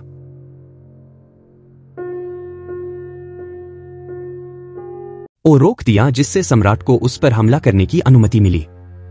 हालांकि विक्रम ने सम्राट के हर भयंकर हमले को तरल रूप से चकमा दिया, जैसे बादल और बहता हुआ पानी। देव क्षेत्र के एक शक्तिशाली व्यक्ति का सामना करते हुए विक्रम आश्चर्यजनक रूप से आत्मविश्वास से भरा था। सम्राट जितना अधिक लड़ता था उतना ही क्रोधित होता था। वह विक्रम पर एक भी वार नहीं कर सका। उसकी आस्तीन को छूने की तो बात ही छोड़िए। क्रोध से सम्राट का चेहरा भयानक रूप से लाल हो गया। खुद को विक्रम द्वारा पूरी तरह से उपेक्षित पाकर जिसने उसे साम्राज्य के इतने सारे विषयों के सामने भी अपमानित किया। सम्राट इतना क्रोधित था कि उसे लगा जैसे उसके फेफड़े फट जाएंगे। कितना घमंडी है! सम्राट ने गुस्से में अपने दांत पीसे। उसकी हत्या की आभा और भी भयानक हो गई। सूर्यवंश के शक्तिशाली लोग हैरान थे। उनके मुंह सदमे में खुले थे। नफ्तली और शक्तिस्तंभ के दमन के बिना विक्रम की भयानक ताकत ऐसी थी कि यहां तक कि सम्राट भी उसके खिलाफ असहाय था। यदि सम्राट के पास नफ्तली और शक्तिस्तंभ का दमन होता तो वह विक्रम के लिए और भी कम मेल खाता। ठेंगा क्रोध के एक झटके में सम्राट का भयंकर हमला अचानक विक्रम द्वारा पकड़ा गया, जिसने आसानी से भयानक बल को निष्क्रिय कर दिया। सम्राट ने अपनी मुट्ठी वापस लेने का प्रयास किया, लेकिन पाया कि वह मुक्त नहीं हो सका। उसका सदमाहर से कंठ बढ़ रहा था। विक्रम की ताकत कितनी भयानक हो गई थी! क्या वह संभवत देव क्षेत्र के दूसरे स्तर के किसी व्यक्ति के साथ प्रतिस्पर्धा कर सकता था? सम्राट इसकी कल्पना नहीं कर सका, ना ही उसने हिम्मत की। सूर्यवंश के सम्राट, तुम मुझे मारना चाहते हो, लेकिन तुम्हारी वर्तमान ताकत के साथ यह बस असंभव है, विक्रम ने ठंडे ढंग से कहा, और फिर उसने धीरे धीरे सम्राट की मूर्ति को छोड़ दिया। पहले अवसर पर सम्राट तुरंत पीछे हट गया। बुद्धिमानी से विक्रम से अपनी दूरी बढ़ा रहा था। सम्राट का चेहरा गुस्से की तस्वीर थी, क्योंकि उसने कठोरता से कहा, मुझे नीचा दिखाने की हिम्मत करता है? क्या तुम मेरी असली ताकत नहीं देखना चाहते थे? विक्रम ने एक ठंडी मुस्कान के साथ पूछा। उसकी आंखों में क्रूरता तेज हो गई। पूछ जैसे ही उसने बोलना समाप्त किया, विक्रम की आकृति अचानक गायब हो गई। एक भयानक गति से सम्राट की ओर दौड़ रही थी। इतना तेज सम्राट का चेहरा नाटकीय रूप से बदल गया, और सोचने का समय न होने पर उसने हड़बड़ी में अवरुद्ध करने के लिए अपने हाथ उठाए। धमाका! एक पल में पहुंचे विक्रम ने एक मुश्की जो एक धमाके के साथ फट गई, और जंगली और हावी बल ने वास्तव में सम्राट को हवा में उड़ा दिया। यह किस तरह की शक्ति है? सम्राट बहुत हिल गया था। अपने हाथों में गंभीर दर्द महसूस कर रहा था, जैसे कि उसकी हड्डियां टूटने वाली थी। सम्राट को यह विश्वास करना मुश्किल लगा कि देव क्षेत्र के पहले स्तर पर अपनी साधना के साथ वह विक्रम की एक मुष्टि का सामना नहीं कर सका। इस दृश्य को देखकर साम्राज्य के सभी विषयों ने डर में सांस ली। सम्राट वास्तव में विक्रम की एक मुष्टि का सामना नहीं कर सकता है। यह खत्म हो गया है। यहां तक कि सम्राट का भी कोई मौका नहीं है। वह एक भी मुष्टि को रोक नहीं सका। राजगुरु, महासेनापति और अन्य लोग बेहद घबराए हुए थे, और कई शक्तिशाली व्यक्ति डर में कांप रहे थे। अभी अभी स्थिर हुए। सम्राट को विक्रम की ओर मुड़ने का मौका भी नहीं मिला था, जब उसने महसूस किया कि विक्रम पहले से ही उसके पीछे था। सम्राट एक बार फिर हिल गया था। यह किस तरह की भयानक गति थी! उसे समय पर इसका एहसास नहीं हुआ था। धमाका थूक! जब तक सम्राट को पता चला, विक्रम ने पहले ही उसकी पीठ पर एक मुष्टि मार दी थी। एक गूंजने वाले विस्फोट के साथ भयानक बल ने सम्राट को खून उंकने का कारण बना दिया, जिससे वह एक बार फिर हवा में उड़ गया। सम्राट, राजगुरु, महासेनापति और कई अधिकारियों ने सदमे में चिल्लाया, अपने सदमे को रोक पाने में असमर्थ। एक मुष्टि जो देव क्षेत्र के पहले स्तर के एक शक्तिशाली व्यक्ति को खून फूंकने का कारण बना सकती थी, वह कितनी भयानक रूप से शक्तिशाली होनी चाहिए! लानत है! सम्राट ने दर्द में चिल्लाया। उसने बिना किसी हिचकिचाहट के अपनी असली शक्ति को सक्रिय किया, अपने उड़ते हुए शरीर की परवाह किए बिना, और उसके हाथों ने जल्दी से मोहे बना ली। गहन आत्मा जेड लॉकेट! सम्राट ने दहाड़ा एक मध्यवर्ती श्रेणी की आध्यात्मिक कलाकृति को बुलाते हुए जेड लॉकेट का एक टुकड़ा जो नीली रोशनी उत्सर्जित करता था। जैसे ही खजाना बुलाया गया और सम्राट की शक्ति के साथ नीली रोशनी शानदार ढंग से चमक गई और सम्राट की आभा तेजी से बढ़ गई। उसकी ताकत और अधिक जबरदस्त हो गई। उन्नत श्रेणी की उच्च स्तरीय युद्ध तकनीक सूर्यवंश दिव्य मुष्टि! सम्राट ने दहाड़ा हवा की ओर मुष्टि मारते हुए एक बेहद भयानक शक्ति का एक विस्फोट छोड़ते हुए एक विशाल नीली ऊर्जा मुष्टि की छाप 1 दर्जन मीटर से अधिक लंबी हवा को फाड़ दिया, जिससे ऊपर का आकाश अपनी अजय गति के साथ तरंगित हो गया। देववध आत्मा विच्छेदनी उंगली! भयानक मुष्टि की छाप पर एक ठंडी नजर के साथ विक्रम ने जोर से चिल्लाया। उसने हवा की ओर इशारा किया और सोने की रोशनी की एक शाफ्ट एक हाथ जितनी मोटी एक शूटिंग स्टार की तरह आगे बढ़ी। एक भेदी ध्वनि के साथ हिस गड़गड़ाहट थूक। सोने की रोशनी की लंबी किरण ने बिना किसी प्रतिरोध के सम्राट की मुष्टि की छाप को घमंड से छेद दिया और एक पल में सम्राट के कंधे से गुजर गई। सम्राट ने खून का एक और घूंट फूंका क्योंकि छेद की गई ऊर्जा मुष्टि की छाप कुछ ही क्षण बाद फट गई। यह कैसे संभव है? सम्राट बहुत सदमे में था। सोने की रोशनी की भयानक शक्ति ने उसे डर से भर दिया। सम्राट, राजगुरु और महासेनापति और भी अधिक घबरा गए। उनकी आत्माएं डर से लगभग बिखर रही थी। यदि सम्राट विक्रम द्वारा मारा जाता है तो सूर्यवंश खत्म हो जाएगा और भविष्य में गिरावट और संभावित रूप से कब्जा कर लिया जाएगा। देव क्षेत्र का एक शक्तिशाली व्यक्ति कितना भयानक है हर कोई जानता था। फिर भी ऐसी एक भयानक आकृति को विक्रम के एक ही वारसा